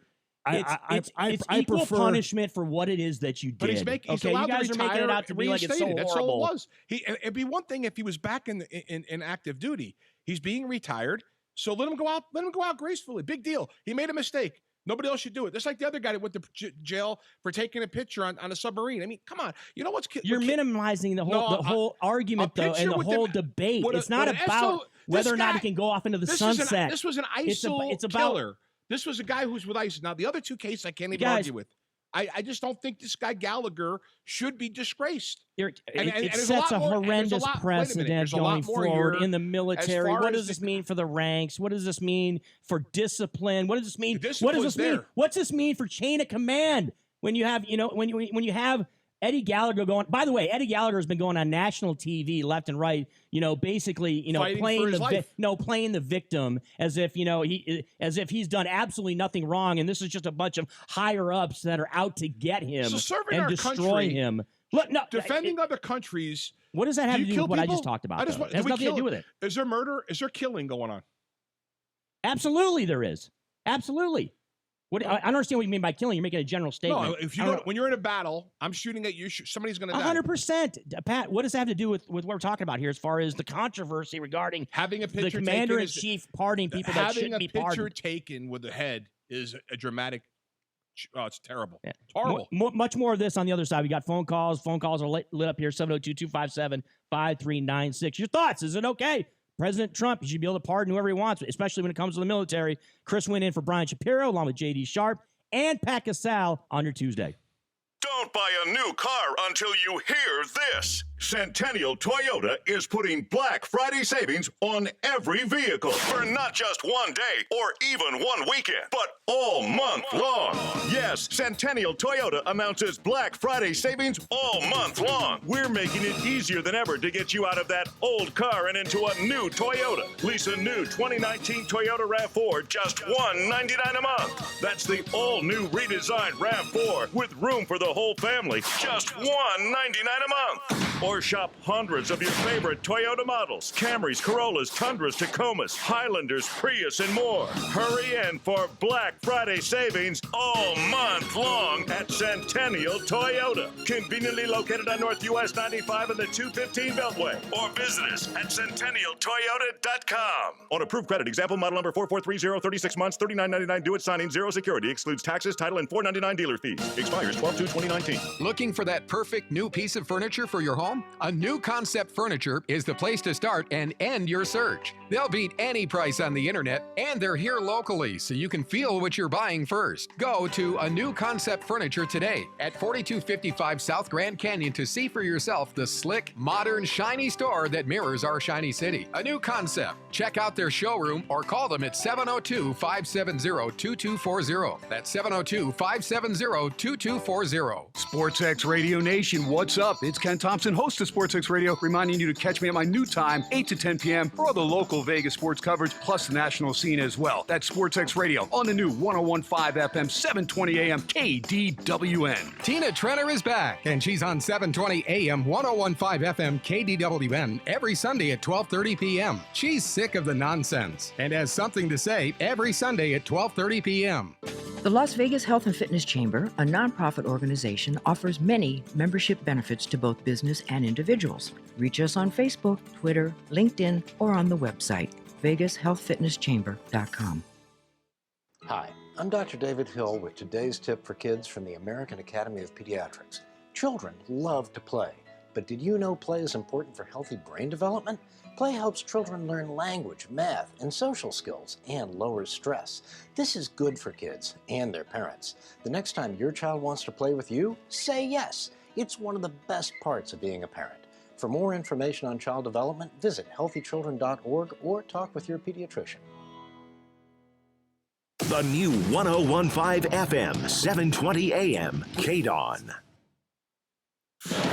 Secretary of State Mike Pompeo says a cache of leaked documents proves that Chinese authorities are engaged in massive and systemic repression of Muslims and other minorities in Western China. These reports are consistent with an overwhelming and growing body of evidence that the Chinese Communist Party is committing human rights violations and abuses against individuals in mass detention. We call on the Chinese government to immediately release all those who are arbitrarily detained and to end its draconian policies that have terrorized its own citizens in Xinjiang. President Trump says he supports the pro-democracy protesters in Hong Kong, but doesn't want that to get in the way of trade talks with China. A new report finds solar and wind power are growing so rapidly that for the first time ever, the U.S. will likely get more power in 2021 from renewable energy than from coal. On Wall Street, the Dow is up about 30 points. I'm Mike Moss. It's time to check the roads in the KDON Traffic Center. Traffic sponsored by Sam and Dash. Have a new wreck on the I-15 northbound at Flamingo. It's mostly off to the right shoulder, so not a huge problem getting by this one. We're still busy around the airport on the 215 Southern Beltway, east and westbound. Decatur at Blue Diamond, that's a new injury crash. Have another one for you on St. Rose Parkway northbound approaching the 215 Southern Beltway. After an accident, the insurance company won't have your back. That's why you need personal injury attorney Sam and Dash, because you deserve what's right. Visit them now at samanddash.com or call 1-800-304-2000. I'm Bradley J. in the KDON Traffic Center. Warning, this product contains nicotine. Nicotine is an addictive chemical. The world is changing. Isn't it time smoking changed too?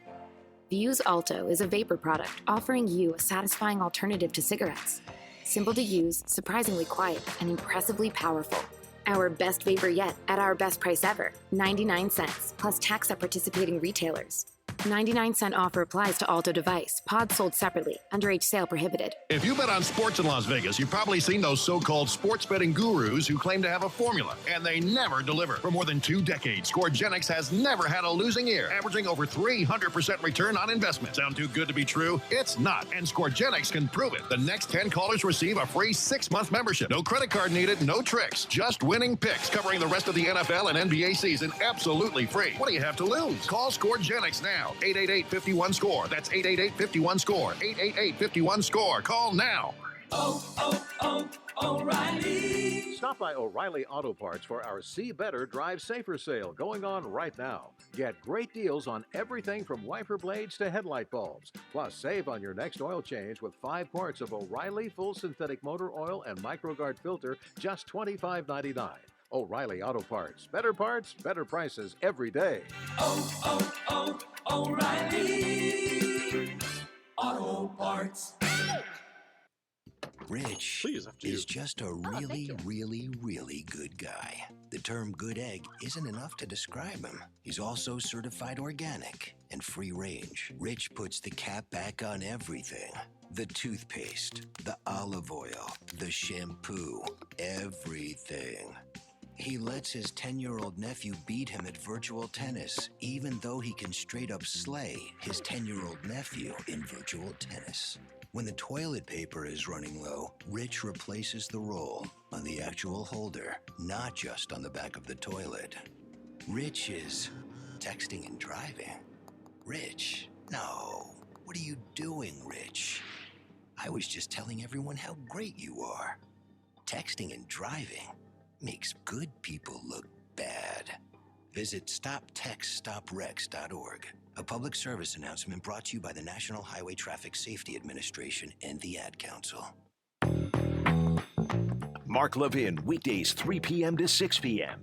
Now back to the Vegas Take on 1015 FM, 720 AM, KDON. Our latest poll had the Democratic candidates head-to-head, several of them ahead of President Trump.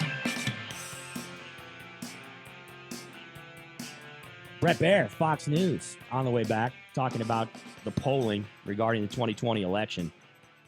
We've talked to JD about this a lot. Pat, I haven't necessarily talked to you as far as, what the capabilities are of the Democratic candidates come 2020 if they do go up against President Trump, each individual one.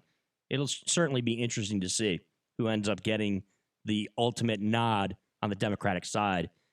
But I digress because we got a heated in conversation regarding this resignation or firing, basically, of the Secretary of the Navy, Richard Spencer, and President Trump and Mark Esper's role in that, and the triangle that went on with respect to the White House, and of course these controversial pardons with President Trump, with Eddie Gallagher and two other, I believe they're Army servicemen.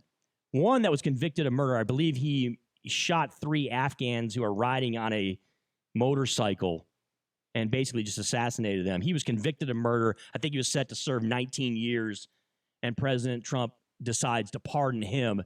The other one, I don't necessarily know the exact details, but apparently was going through the process of the court-martial, and President Trump also pardoned him too. So basically it all goes away as far as the process and the charges there. And then, of course, the one we've been talking about with just Eddie Gallagher. Now, look, and by the way, we're not even mentioning President Trump from an aspect of what his motivation is on this, because we understand what President Trump is about. This is someone who likes to pump his chest and show how tough he is and show how much power he has, whether it's presidential pardons, whether it's executive orders. President Trump is a guy who likes to show how powerful he is. He likes to go out there and flex his muscles a bit. And this is a perfect example of that also. And you can tell by the way he talks about this whole scenario with Eddie Gallagher and the other servicemen that he's pardoning. You saw what happened when he pardoned Sheriff Arpaio in Arizona, how that all went down. And it was almost like Donald Trump was, flipping the middle finger to Americans out there by saying, look, you may be convicted of wrongdoing and you may do things that aren't right, but I have ultimate power here where I have the power of the pardon. And I'm going to exercise it. So here's the deal. Matthew Goldstein, when Army Special Forces Exactly. officer, He's the one that's still in the process, now, right? For killing an unarmed Afghan that was believed to be a Taliban bomb maker. Now, if that was proven that was true, I'm sorry, that guy deserved to die. That's me. Well, you're making a judgment based on what the guy I am was making a judgment based on there. That. But no, it said here under the rules of engagement, you're not just allowed to shoot anybody just because you may think they're a criminal, or you may think they are a member of the SS or a member of the Taliban or a member of ISIS or name your opponent. You just can't shoot people that the United States out of the blue. America fighting wars with rules and regulations, with handcuffs, but the enemy doesn't? Hey, it's called because we are better than them, Pat. Have you ever seen the movie The Siege with Bruce Willis when he was an Army general, and also Denzel Washington was an FBI agent? Remember the scene where they had an actual U.S. citizen who happened to be Muslim, okay, who might have had information regarding the terrorist attacks that were going on in New York City. I don't know about a lot of our listeners. If you saw the movie The Siege, there's a bunch of terrorist attacks in New York City, and they have to lock the city down under military martial law, and they're trying to find the people that actually perpetrated it. So, long story short, Bruce Willis, who is the Army general, ends up torturing and murdering a prisoner who is an American citizen who has been convicted of nothing. There's no due process whatsoever. They just basically apprehended the guy, happened to be a Muslim American, and they murdered him, or they tortured him and murdered him. Denzel Washington ends up at the end of the movie bringing up the general on charges. Right. Okay. because you're obviously violating the civil rights of this American citizen by torturing and killing him. So the point being is we as Americans and as part of the Constitution, we do not operate in the way that ISIS does. So when we had other the Geneva Convention during World Islamic War II, militant people, and the Japanese or the Germans took American soldiers captive and they shot them in the head, they lined them up and they killed them, or they threw them overboard with an anchor around their waist, or they just tortured our men. The American soldiers. American soldiers getting tortured. Saving Private Ryan, right? Where they had soldiers dig in their own graves, and they would just shoot them, right? They would have German soldiers, basically, dig themselves a hole. So you remember that? And then do you they would remember just shoot them in Private the Ryan? head. It's a great. Remember that guy? Not supposed to do it. The guy screw Hitler. He said, "Well, I can't use the proper word on the radio," and they let him survive. And what's he turn around and do? He starts killing Americans again. And that guy, Oppum, shoots him at the end. Lets the other guys go, but he kills that guy. Same Private Ryan, right? Right. The German soldier, they let him go, and he ends up killing. And so the bottom line is, when you're Jonathan in war, Silverman's character in the movie. You kill your enemy until the war is over. Because unfortunately, your enemy, allowing them to survive, there's rules engaged. They will come back. You can't they just will willy-nilly do whatever you want to do. If you look at, it's not just about the last it's not of the just about Mohicans, us same versus thing. them, and there's no rules. There are rules. Listen, if everybody plays by the same combat. rules, we're on the same side. You and I agree. But unfortunately, we're dealing with a society over there that doesn't believe in those rules. There's no such thing as rules and regulations. And what they do is they get our guys and they torture them to death, which is one of the reasons why I never believed a woman should be in the front lines. I have no problem with a woman serving the country, but being put in the front lines, if they get captured, the things that they could do to a woman are far worse than they can do to a man. And I don't agree with it. That's just me. 702-257. 5396 is the phone number. Your thoughts, your opinions on this. Do you think the pardons are justified? Do you think President Trump is out of line? And your thoughts also on the firing of the Secretary of the Navy. Let's go to JD. He's on the CGI guys hotline. JD, what's going on? What's up, JD? JD's I think he's listening to the radio. And he might be another spot in his house. So JD? JD, we'll try to go back to you, okay? Hello, JD. 702-257-5396. Hit us up here on the phone lines. Kevin joins us now here on the Vegas Take. Kevin, we appreciate your phone call. What's up, Kevin? Yeah, guys, I don't understand why you guys are having a hard time with this. It's called rules of engagement. Okay? Exactly. The Geneva Conventions, there's all kind of things that are set. Your soldiers are not, you don't cut them loose. That's why we have the UCMJ, we have the rules of engagement. We don't cut people's heads off just because they do it to us. But worse than that, you've got a president, you guys are going to back your president to the end, but you're just diminishing the military's, the honor, code, conduct, all those different things. You might as well just throw them out the window because you say you're dealing with a society now that does this kind of stuff. So we're just making our soldiers mercenaries, murderers. Next thing you know, we'll have a house full of kids. You didn't hear me clearly. You didn't hear me clearly. The house to the ground with the kids in it, right? Young man, let me just say this to Mr. I don't know your name. I apologize. It's Kevin. Kevin, let me say this to you. I did not acknowledge if this man beheaded if this was a true prisoner of war and he beheaded him, they should hang him. I agree 100% behind that. Okay, that's not the case here. The case is he wasn't found guilty of murder. He was being demoted for having a picture taken with the head. And I'm sitting there saying I have no problem with him getting reinstated and retired.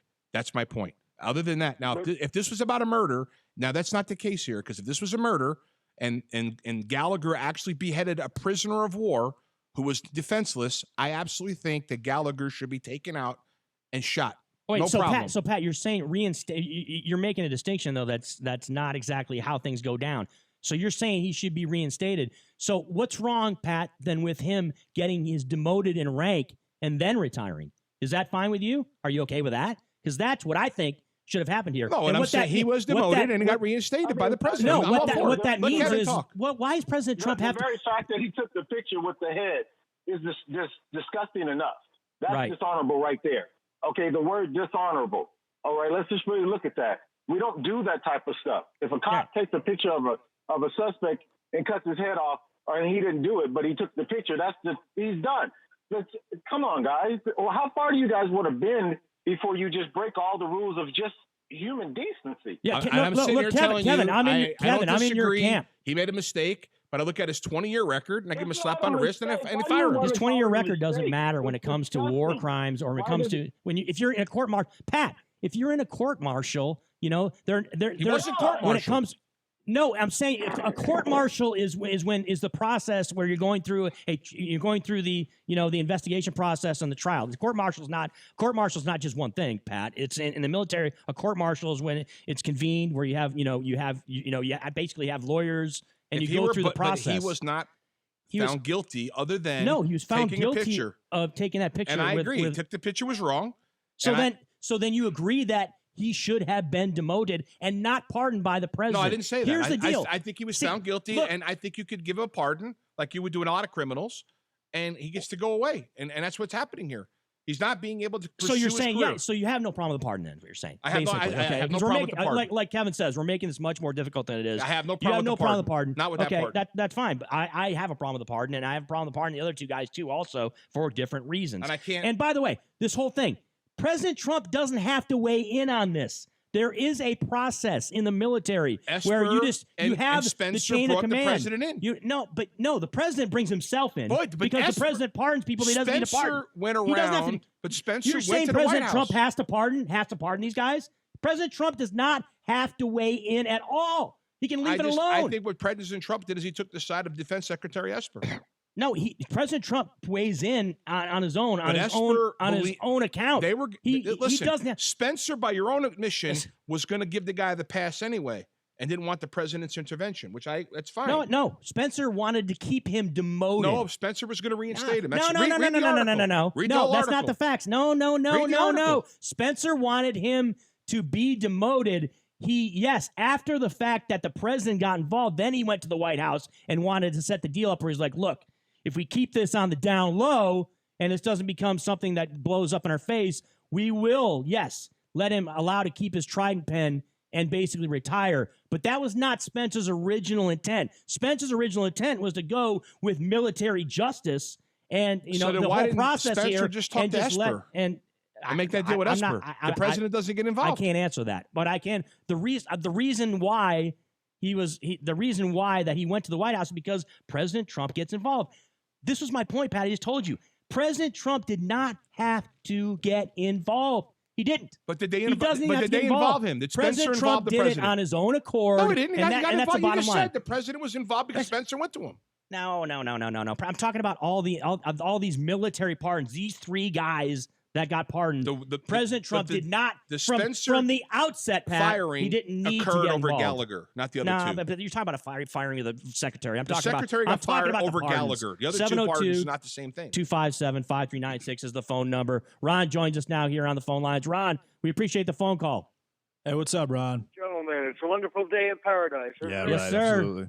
Talking about cutting heads off. Okay, now let's make two examples. You got a gentleman just spent 6 years in one prison, spend another year or so, I guess, in another prison. Okay, for that picture. Well, okay, I saw another picture on TV about a comedian, and she had the President Trump's head in her hand. Kathy Griffin.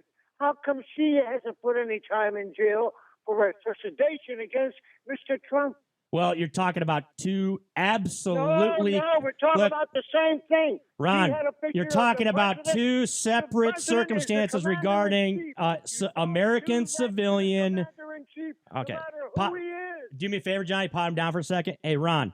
Okay, you're going to make a comparison to a military justice and to something that happens on a battlefield with soldiers and prisoners and or combatants. And you're talking about Kathy Griffin, a comedian who posts a picture, which, by the way, she faced a lot of repercussions as far as her career. A lot of money. And a lot of stuff, lost a lot of money. And we do have this thing called, freedom of speech here in America, which, by the way, I think a lot of people, both on the left and right. That's freedom of speech? Because someone showing a beheaded? No, I'm talking. You know what I'm talking about as far as, this wasn't. So what do you think Kathy Griffin should face when it comes to that type of deal? Well, she's facing it now, so Okay. it's all good. So you think she should face what Ron says? You can pot it back up, Johnny. So Ron, you think Kathy Griffin should face the same type of consequences that a soldier should face for 7 years in jail like that. Okay, man sounds did good. for Hey, Ron. sedition against President of the United States. Yeah, it sounds good, No Ron. matter what his name is, it's who he dishonored. Ron, we appreciate the phone call. 702-257-5396. I mean, if you don't understand the difference, then I guess if you don't know, you don't know. 702-257-5396. JD joins us now here on the phone lines. JD, what's going down? What's up, JD? Hi, guys. Can you hear me okay? Yes, sir. Yeah, you're great. Chris, I'd like to take you back to your statement. You said the third guy. The third guy's name was Lieutenant Lawrence. Yes, absolutely. The third guy was a platoon commander when 7 of his men on 2 prior occasions, his position was charged by a motorcycle bomber who blew up his men and killed him. He shot and killed the third motorcycle guy on the presumption that he had a suicide vest and was going to kill him and more of his platoon. So he was totally justified. And for you to say... No. JD, time out. that he JD, I'm not arguing with you about the circumstances. He went through a court of law. said he assassinated 3 people. Yeah, that was what I actually read. But here's the deal, JD. You can tell me about the circumstances, okay? He went through a tribunal. He went through a court martial, and they found him guilty of murder. And I believe that there were people that were actually with him there that helped put him away, if I'm not mistaken. People that were actually there were part of the process. So you're arguing about details about them being without cutting me off. Well, no, after because one sentence? you're trying to make a comparison as to the details. Are you trying to justify anything other than one sentence? Let me finish. Okay, go ahead. Okay. Number one, he was attacked 3 times. 7 of his platoon members were killed. He killed the third person. There was the witnesses were Afghanis against him that brought his trial to conclusion, and where he got the 19 years in Leavenworth. Now, would you agree, any of the 3 of you on this panel show today, that anybody accused of a war crime under horrific battle conditions in combat, because I don't believe any of you have been in combat, would have to be tried by combat JAGs or combat lawyers, not lawyers and bureaucrats in the Army, Navy, Marines, or whatever, who have never served on the battlefield for 1 hour? I think you're looking for perfect conditions right there, JD. As far as what as far as like the type of people, Chris, JD, can I answer, JD? You're also looking for perfect behavior, this is not, Chris. Yeah, perfect behavior. So now he was convicted, and so you guys don't think he should have been convicted of the crimes in which he is accused of. Is that what you're saying? And 7 of your buddies were beheaded. I understand the circumstances you're talking about. You would definitely want to do the exact same thing. At the end of the day, JD, he was convicted of murder and sentenced to 19 years in prison. Okay? Now, you want to talk about the circumstances. Okay, there's plenty of, I'm not one of them, okay, but there's plenty of guys that have served in combat that do not commit war crimes. This person was. Okay, this JD, it's a very simple. It's very JD. I'm making a very simple statement. World War that the men got away with it.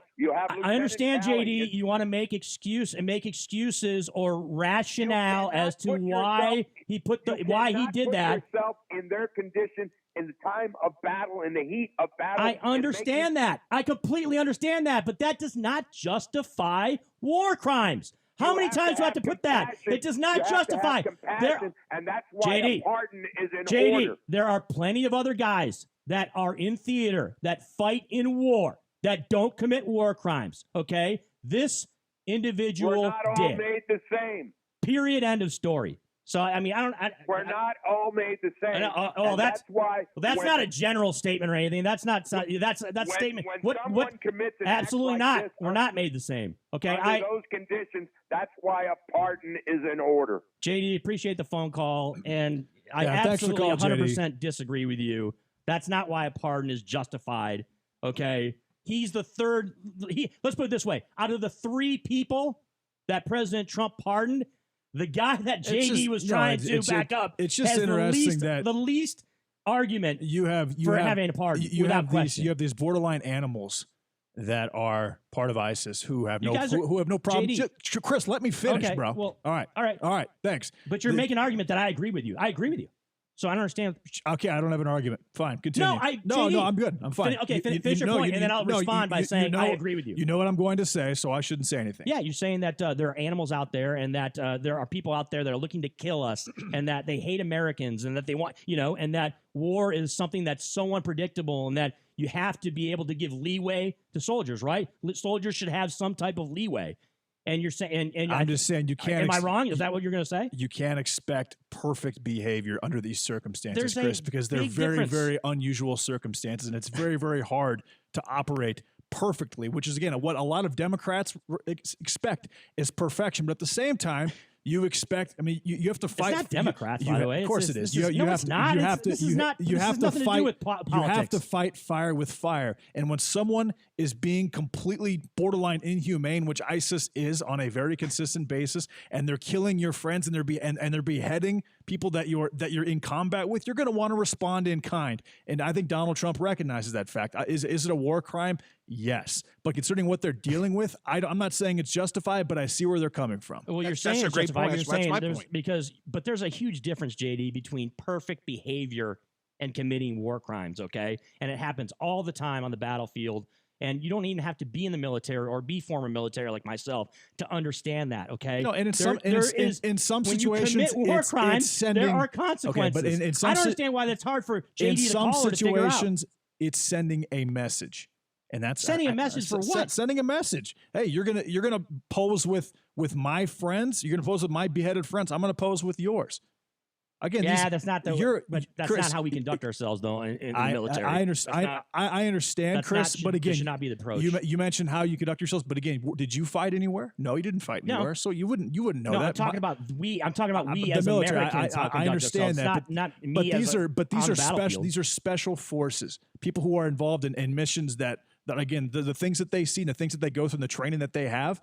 I mean, it prepares them for all these situations, and in some cases, I mean, you have to respond in kind to what you're dealing with, and I believe that's kind of what happened here. It's not just special forces guys that fight in war. There's a lot of other guys that aren't special forces that fight in war, and whether or not you're special forces, and you could make the argument, by the way, that being special forces, you would be more in tune. Held to a higher standard. You'd be held to a higher standard, more in tune to what it is you're able to do as you conduct yourself on the battlefield and in the military.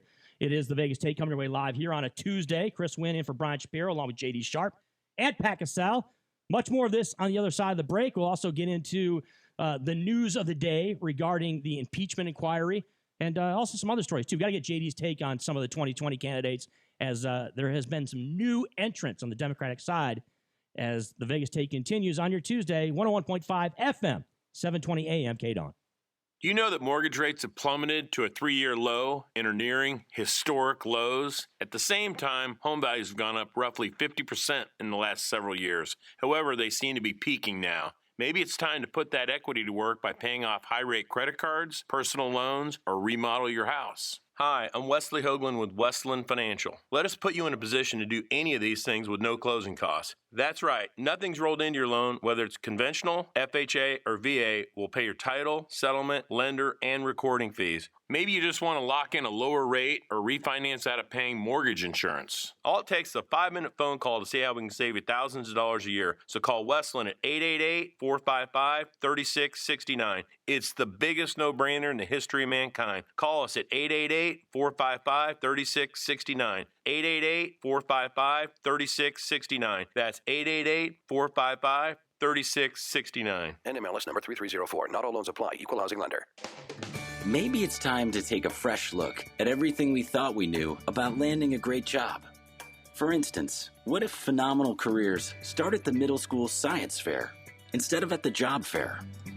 If being the captain of the robotics team means just as much on a college application as being captain of the football team. And if knowing the quadratic formula is every bit as important as knowing the right people. Well, the fact is, the jobs of the future will be heavily geared towards science, technology, engineering, and math. In other words, the future is STEM. More opportunities, better pay. And the road to these great jobs starts as early as middle school. So if you're a student, Talk to your school counselor about STEM. If you're a parent, talk to your kids, because the job you'll get in the future may very well depend on what you do today. A public service message from America's Navy.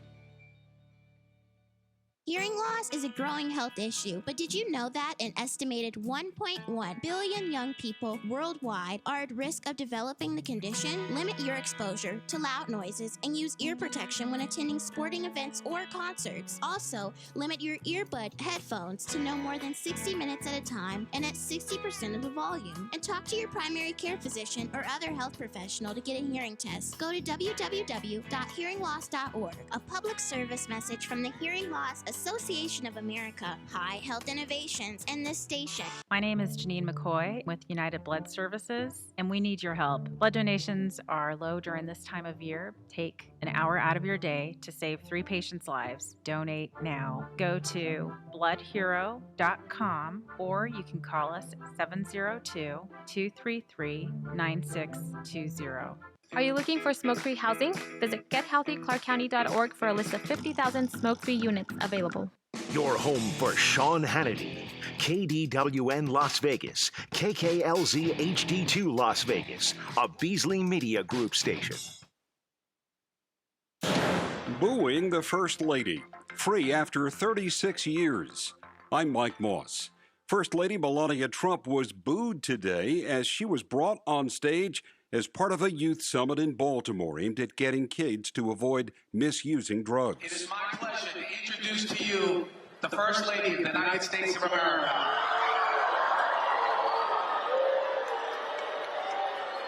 The First Lady told the crowd of young people that she was in the fight for them and with them against drug abuse.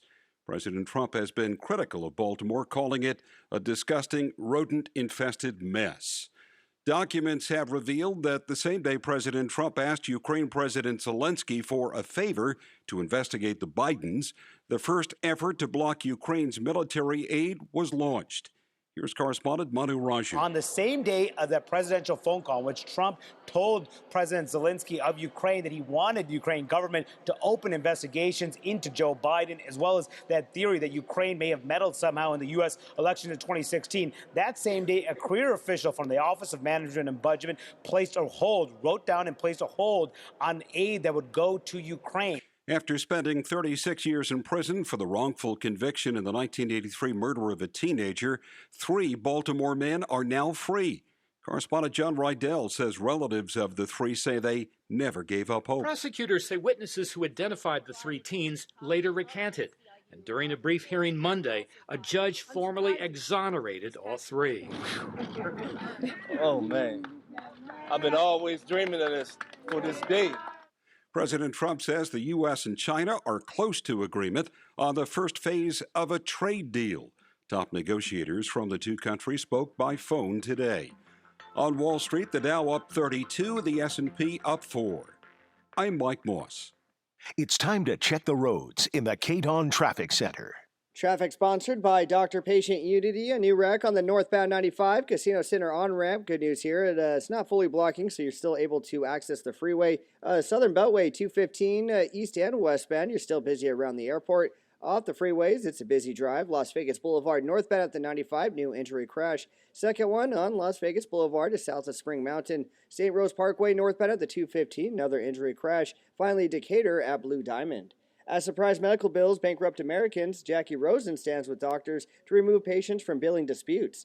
She demands insurance companies pay their fair share and opposing their rate-setting proposal to cover less medical care. Tell Jackie Rosen thank you and keep fighting. I'm Bradley J. in the KDON Traffic Center. This holiday season, get the rest you deserve with Helix Sleep. Helix makes personalized mattresses to fit your unique body type and sleep preferences and give you the best sleep of your life. Go to helixsleep.com and get up to $200 off during their holiday sale. Warning, this product contains nicotine. Nicotine is an addictive chemical. The world is changing. Isn't it time smoking changed too? Vuse Alto is a vapor product offering you a satisfying alternative to cigarettes. Simple to use, surprisingly quiet, and impressively powerful. Our best vapor yet at our best price ever. 99 cents plus tax at participating retailers. 99-cent offer applies to Alto device. Pod sold separately. Underage sale prohibited. Hi, it's Sam. Hey, it's Ash, and we're Sam and Ash, your personal injury attorneys. An accident is incredibly stressful. Handling an insurance claim, totally overwhelming. Also, the insurance companies have zero interest in giving their money to you, because honestly, that just cuts into their profits. Our team is in your corner because you deserve what's right, and that's full compensation for your injuries. So call us 24/7 at 1-800-304-2000 or visit samandash.com. Sam and Ash, what's right? From office parties to family get-togethers, if you tend to overdrink, the holidays aren't always the most wonderful time of the year. But quitting completely? Well, that's just not realistic. Sound familiar? Meet LifeBack, a modern science-based approach that allows you to effectively cut back on your alcohol consumption. Using medication that's clinically proven to reduce the urge to overdrink in 92% of people, LifeBack makes drinking a choice rather than a need. Plus, LifeBack is completely private with online doctor consults, medication delivered discreetly to your doorstep, and coaching and support tools through the app. LifeBack comes with a free online doctor consultation and 30-day money-back guarantee, and the program costs less than 1 drink per day. Don't wait for end-of-the-year regrets. Starting the physician-approved LifeBack program now will allow you to drink normally during the holiday season and go into the new year healthier and happier. Visit lifebac.com or call 888-959-8858 today to learn more. That's lifebac.com or call 888-959-8858 today. I'm good, but I have a story and I don't know where to start. I'm good, but I feel alone in a crowd. I'm good, but the past keeps coming back. When the service member or veteran in your life says, I'm good. Are you really listening? I'm good, but I can't get out of bed. I'm good, but I can't sleep. I'm good, but I feel overwhelmed. I'm good, but I don't feel safe. I'm good, but I still have nightmares. I'm good, but I don't need any help. I'm good, but I don't feel anything anymore. I'm good, but I can't live like this anymore. I'm really not so good. But are you ready to listen? Suicide prevention is everyone's responsibility. Listen to the veteran or service member in your life. If you are in crisis or know someone who is, call the Veterans Crisis Line and Military Crisis Line at 1-800-273-8255 and press 1 for free 24/7 confidential support. 720 on the AM, 1015 FM. Yeah, now on FM. The only FM news talk station in Las Vegas. KDON. Right now, the day's biggest news stories from a Vegas perspective. This is the Vegas Take with Sharp and Shapiro.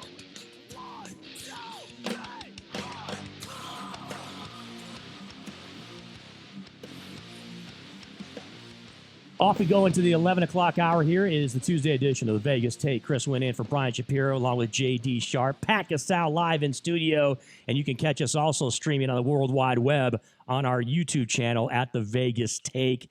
And we are extremely glad to have Chase, the trainer, live in studio. Chase Oliver joins us because, look, we try to focus on all the demographics here at KDWN, Chase, but the fact of the matter is this: a lot of our listeners are past that 40-year-old mark. Okay. That's right. That's and right. so fitness and overall health really does come into play for those of us that are in there. Now, that includes myself. That includes Pat Casal. JD's still a little young there. JD's still down there where you can kind of dibble dabble and like. He's like, this he has doesn't nothing to do with necessarily me. JD's like, you know what? In a couple weeks, I can get into tip-top shape. Yep. But it's a little bit tougher for guys like myself. It's and actually Pat. taken me. I just started working out at home pretty much every day 2 months ago, and it's actually the progression has been slower than I expected it to be. But it's a little bit easier for the younger guys like yourself. How old are you, JD? I'm 29. I'm 34. So Pat is not that age, and I am not as Well, well. it makes a big difference, guys. I'm pushing 40. Come on, you know? I'm pushing the big 50. Hey, yeah, listen, if you're putting in work at whatever age, that's all good. It's just a matter of how you go about it. That's really what it is. So Chase, you as a trainer, look, I've seen some numbers. I was checking out a Men's Health article the other day, and when it comes to those of us when we're in our 40s, if we start taking up exercise on a regular basis, you have an opportunity to reduce your mortality rate by 35%, as opposed just to the person who's been working out all along. Well, so it's not a thing where there's where you have to be doing it your entire life, right? Right. There are points in your life where you may have slacked off a little bit, and you can still pick it up. It's going to happen. It's going to happen. And you can still go in the right direction when it comes to your overall fitness. Yeah, and here's the thing. It's important to be, working out, taking care of your diet, all that good stuff, right? That goes without saying. And in this article talking about improving your mortality rate by 35+%. I mean, I'd like to see where exactly it came good to have from. The percentage, right? That's something good. to shoot for. Hey, if that helps you live a little longer, great. I mean, that goes without saying. But with people, when it comes to exercise, they think that they've got to either have this mentality of go hard or go home. Like you can't just work out 2-3 times a week. Do it for 15 to 30 minutes. So if I'm working with clients who just don't have the time, and we talked about this during the break, where whether they're working in the service industry or they're on the strip, I've got clients again who are doctors, who are producers in LA, things like that. They don't have time to have the same schedule and kind of compact things to where it's going to work out on the same day, the same hour of every freaking week. So you've got to find a way to squeeze in those workouts and the diet. I find that when you do work out, and I haven't gone regularly lately, I figure 90 minutes is what I put in. And my goal is to try to burn off between 800 and 1,200 calories. So I'm looking at that like cutting my intake in half for the day. And I was trying to go 5 days a week, but 4 days a week would be optimum. So you figure that's 4,800 calories you're burning off in a week exercising, not counting the normal calories you burn. If you do that, you probably would lose maybe 10-12% of your body weight and essentially make your heart a lot stronger. Yeah, the consistency of it all really is key. And, again, I go back to some people think they have to do like 90 minutes every day or 60 minutes every day to get in tip-top shape. And that's not the case. Now, when I train clients, it's usually for 30 minutes or 60 minutes. And I say, hey, for me, if you train 3 times a week, we're on the right, path to getting yourself to a really good place in terms of your health. But again, if you can only get in like 15 to 30 minutes of working out each day, but that workout is legit, that's fine. You don't have to necessarily go to the gym. Of course, I'd love for you to come see me. Check me out at Chase the Trainer on Instagram, folks. But the key is just getting some consistency with something. What's your phone number?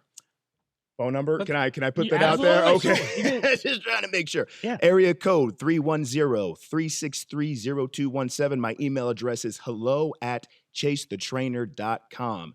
So, but the key thing is, and here's something else I want to kind of deviate to, is I let folks know whenever you're starting to work out again. So if you're over 40 or whatever, and you haven't done it in some years, take your time with it. And like we talked about during the break, don't try to pick up where you left off. If you're a guy that was used to lifting heavy and you messed up your shoulder or whatever, you were doing too much overloading on the bar doing bench press back in the day, don't try to get back to it right away. Forget about who else is in the gym and you see this guy and say, well, I used to be able to bench that when I was 25. Nah, bro, start low, start with the bar and go from there. It is not worth, this is what I tell some of my older guys, okay? And that's no disrespect whatsoever. I wasn't taking it. I'm older. I'm 58 years old. This is, hang on a sec. This is what I tell the guys. I'm like, does it really matter if you can lift that much? Who are you impressing? Right? So you're going to jack up your shoulder for what? It's not like you got a bunch of fine looking women around you saying, oh, baby, please lift that weight. Oh, that tells me a whole lot about you. No, nobody cares. What do you think about the pool? The pool's awesome. If you've had whether some type of knee construction surgery or your shoulder's messed up or even hips out of alignment or hip replacement, the pool is a great, great place to be. My aunt, who's in her early 60s, she has MS.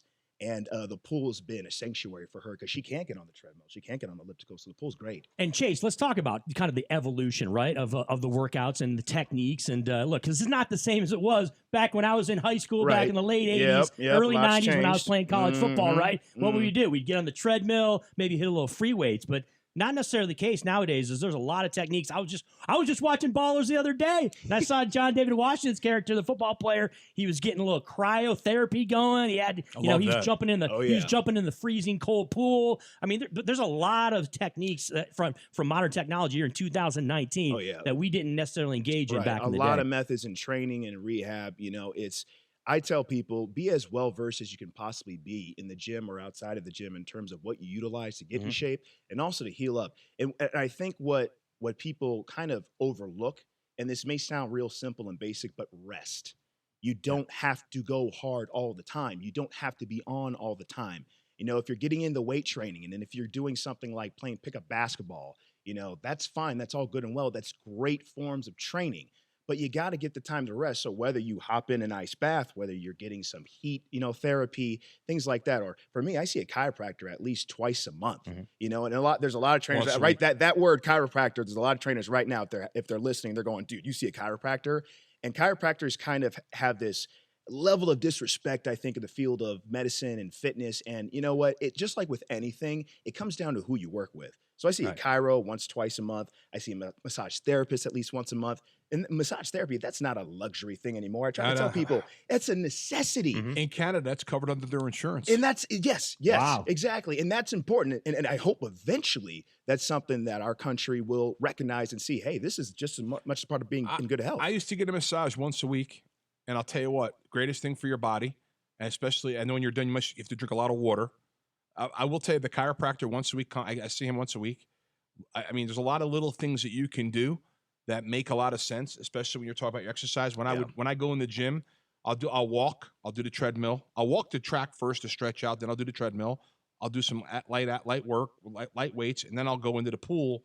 Basically, the pool is cool, it cools down the body a little bit, but I walk back and forth in the pool. Get that blood circulation. And I'll tell you right now, the doctor told me for my knees in the pool for 45 minutes. The problem is it's so freaking boring walking in a pool. Oh yeah, that's the problem. And my brother was a massage therapist back in the 90s, by the way. So I took advantage of that back in my 20s. But you brought up, of course, scheduling, right? And the service industry here in Vegas. I got to believe as a trainer, there's a lot of challenges with a lot of your clients, given that, you know, there's a lot of people in this town, whether they work in bars, whether they work in restaurants, whether they work in any type of service industry where, you know, there's challenges as far as their diet, right? Where they're eating at weird times of the day, or they're, you know, having an opportunity to work out only maybe at like, you know, 2, 3 in the morning, or, you know, it's got to be something that's unique to Las Vegas, maybe, Chase, is what I'm talking about. Oh, yeah. With respect to your schedule and what it is that you're going to do as far as your workout. Vegas is a whole nother animal. As we all know, most of us came from somewhere else, and Vegas is a whole nother animal. So, yeah, you have people who are working on the strip, working strange hours of the night, and a schedule that's not consistent. So we have to do things to try to help clients, you know, who can fit in those meals at whatever times they can. And this is another thing I tell clients, listen, you're going to mess up. You're going to mess up. You're going to have moments where you're going to want to quit, especially if you have that type of schedule, because you're like, well, it's so hard. It's so difficult. Listen, that's a part of the process. So we have to do things. So if they, like, for example, if a client knows what their schedule is going to be for that week and they want to show it to me, I'm saying, okay, well, this is where we're going to plug in this meal here, that meal there. And it's not that you have to eat at the same time every day or anything like that. If you can do the very best you can with what you've got in terms of the knowledge that I teach them and helping them with their schedule, they're going to be fine, you know, but you don't have to have this schedule where it's like, it's the same every freaking day. People think it's always got to be super consistent with stuff like that.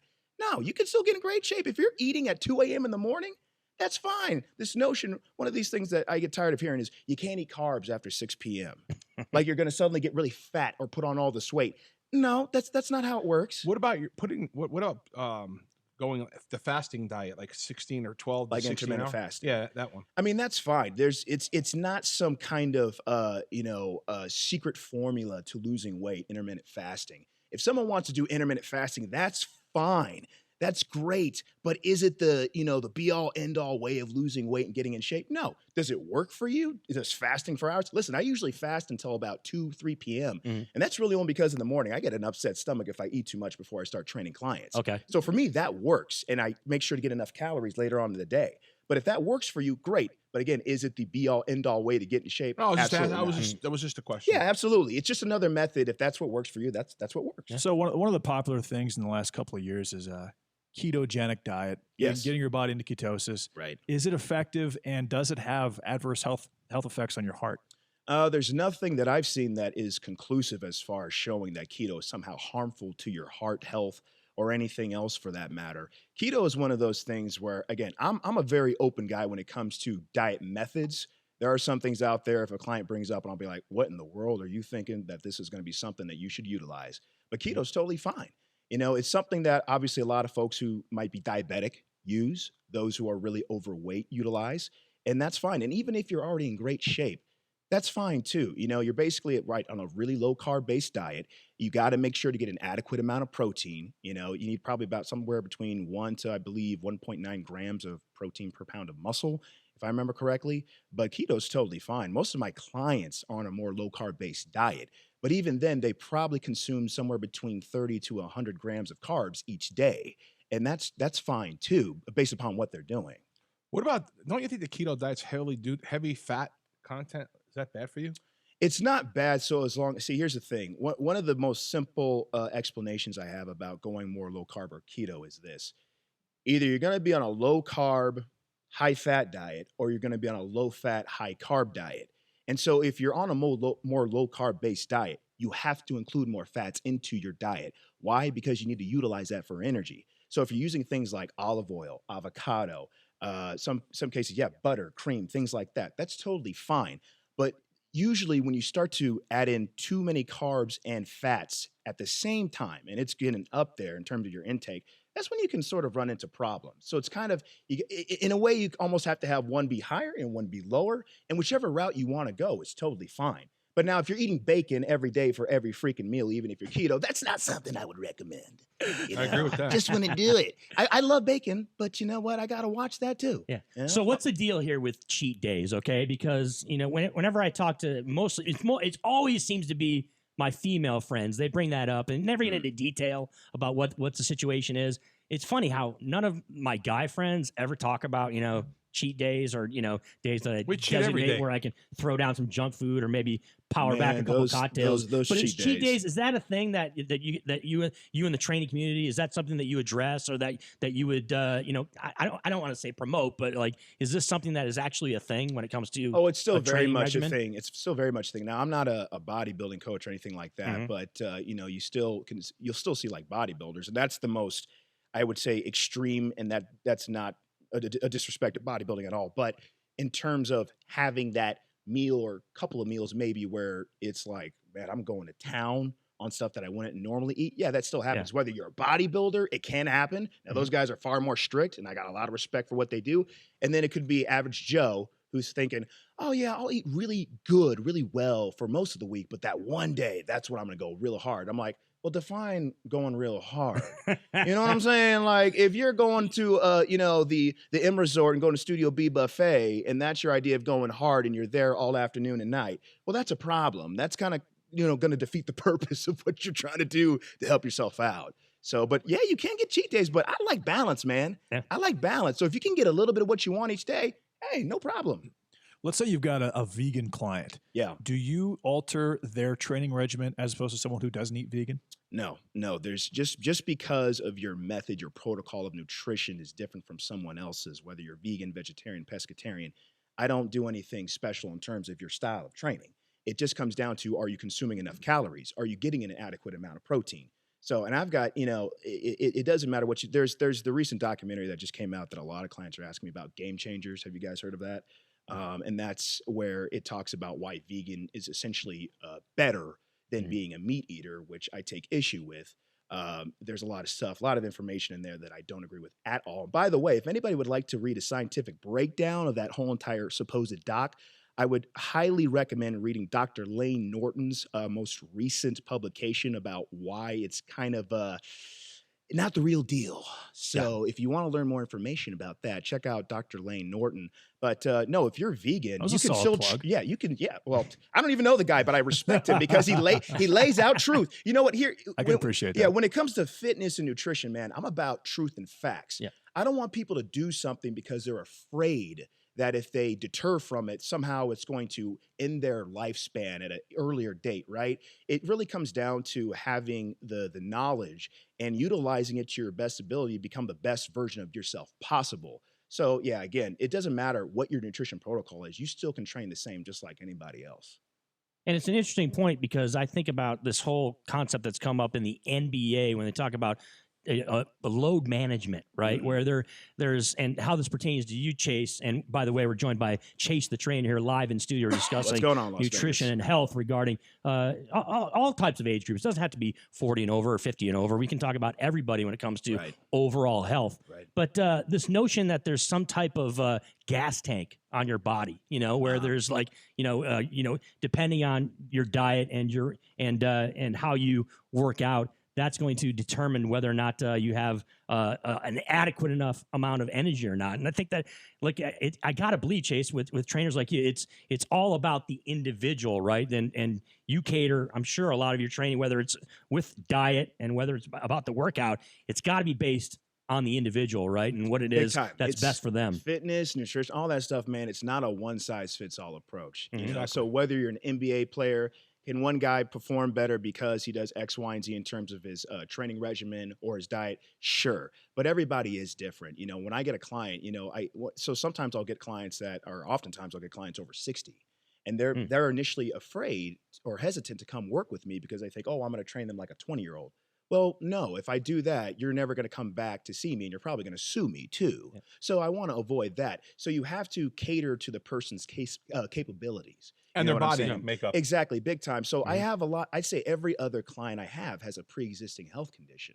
You know what I'm saying? And as a trainer, you have to learn how to utilize different techniques and training methods to help that person who, hey, they can't do burpees. They can't do push-ups. They might not even be able to get down on the ground. So whether it's a superstar NBA player or someone who is just, their body is a mess, you have to cater to them. You have to.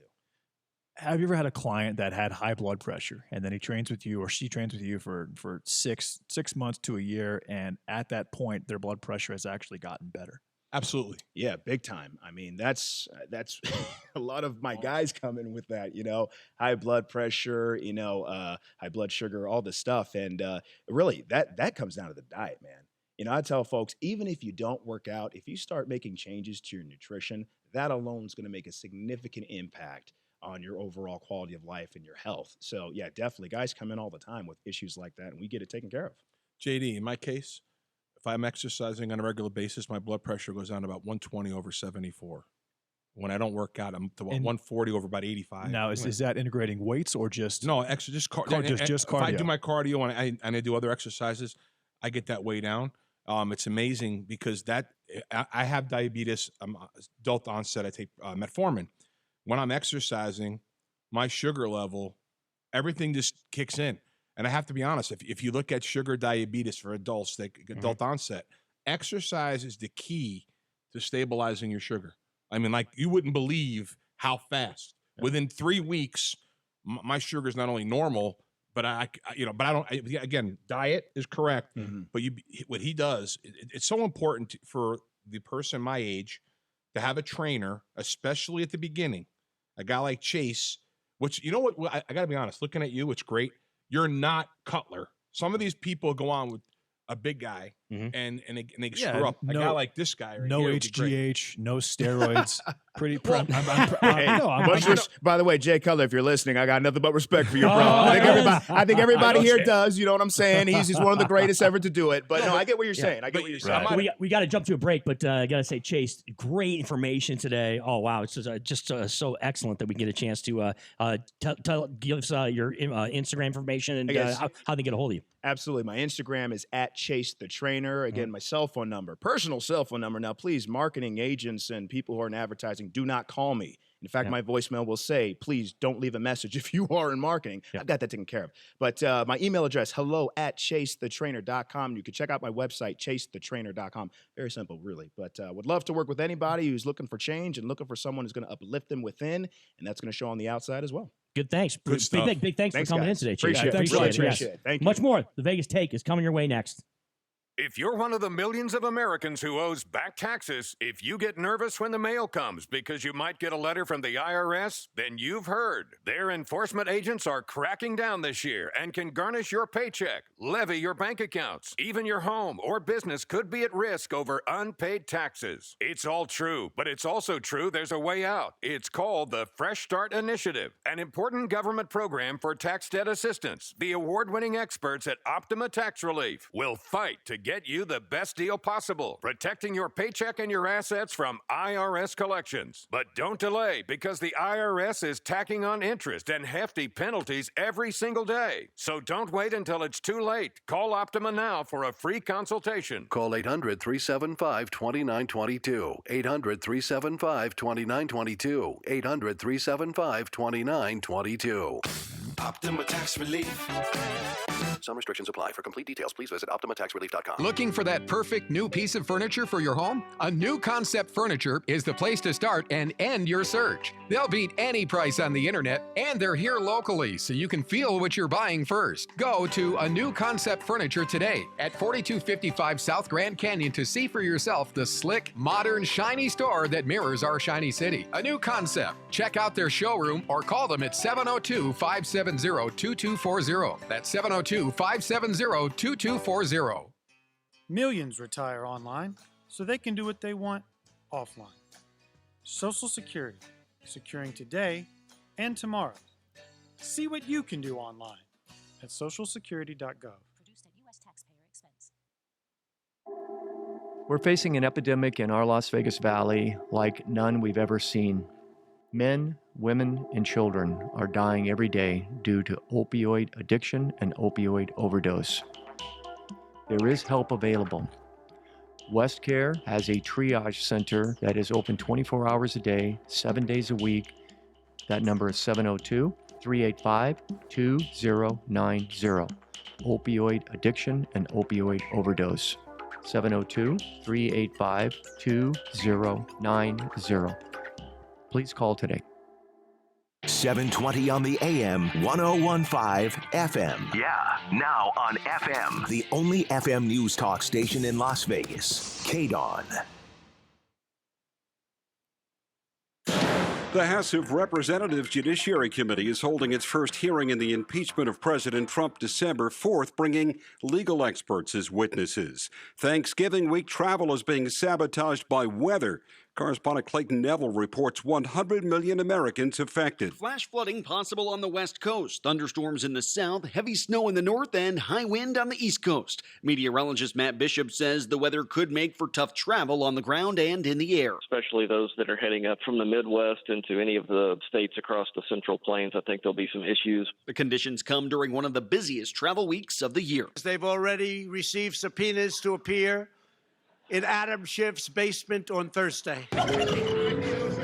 They would be bread and butter. This year's turkeys brought to the White House. They've been spared by the president, who joked about them.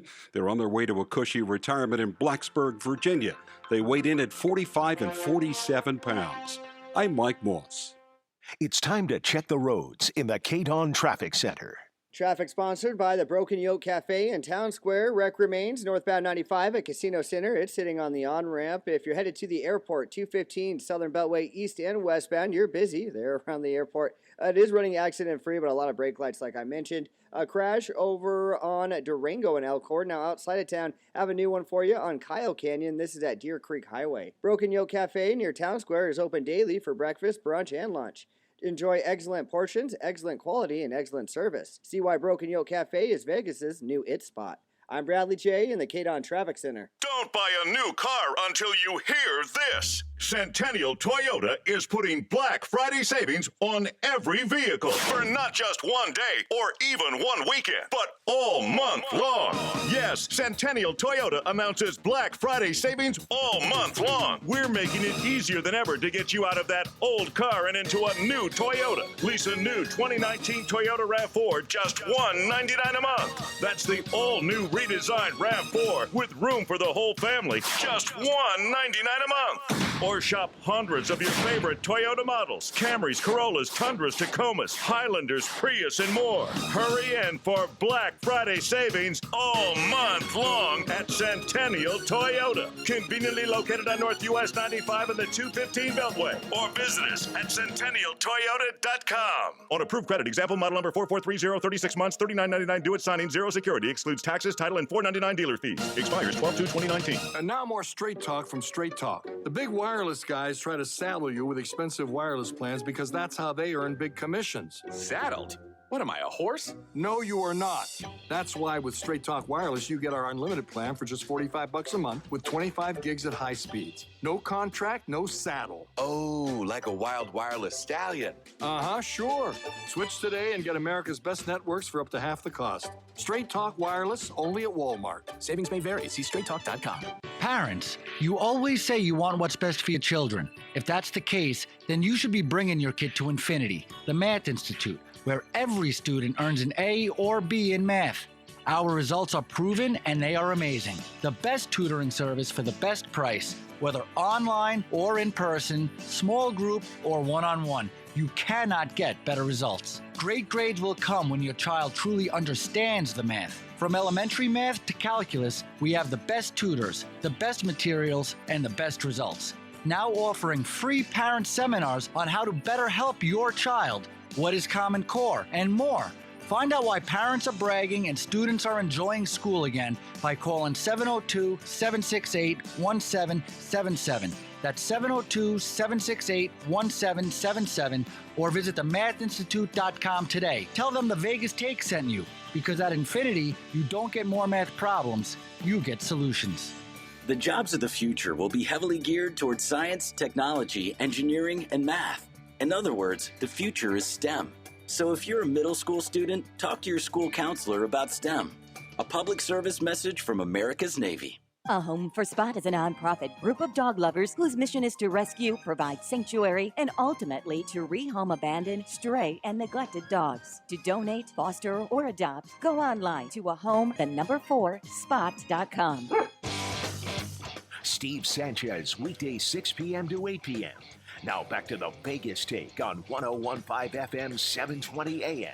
KDON. So my legacy here, I don't know. That's not for me to say. All I know is I showed up to work every day, worked as hard as I could. In every department that they asked us to, we got better.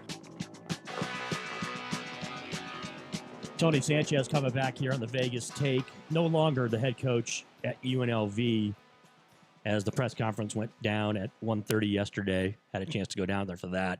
Obviously off the field there.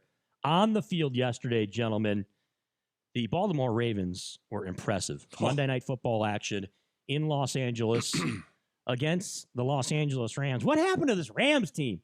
We were supposed to be talking about the Rams being a perennial Super Bowl contender, and now they're stumbling around maybe out of the playoff race right now. They're not going to make the playoffs. How about the Baltimore Ravens last night, though? They get the huge win, 45-6. 7 in a row. Over L.A. Lamar Jackson was big time, JD and Pat. And here's some of the feats that he established on Monday. Lamar Jackson, quarterback of the Ravens. First player with 5 touchdown passes in a Monday Night Football debut. Youngest player at 22 years old with multiple games of 5 touchdown passes in NFL history. First player in NFL history with 4 TD passes and at least 50 yards rushing in consecutive games. And first player with at least 3,000 passing yards and 1,500 rushing yards over his first 2 seasons in NFL history. And he's on pace to break the all-time rushing record for a quarterback. He'll end up about 1,250 yards.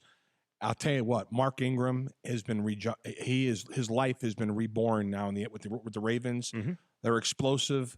His quick release. I have to tell you, I mean, I knew the guy was a stud coming out of college.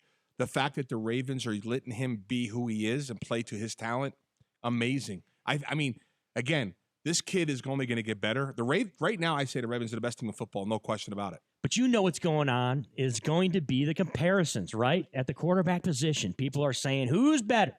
Pat Mahomes of Kansas City or Lamar Jackson in Baltimore? 2 different quarterbacks. And it's an interesting debate, isn't it, guys? I mean, you can make cases both ways. Is that debate predicated because they're both African American quarterbacks? No, it's just the fact that I think they're young quarterbacks, Joe, okay. right? Wait a minute. I'll touch on that one. This is the first time in NFL history that 4 black quarterbacks are your best out of the 5, or out of your 5 top quarterbacks. 4 are black. Russell Wilson being the other, okay, and Watson.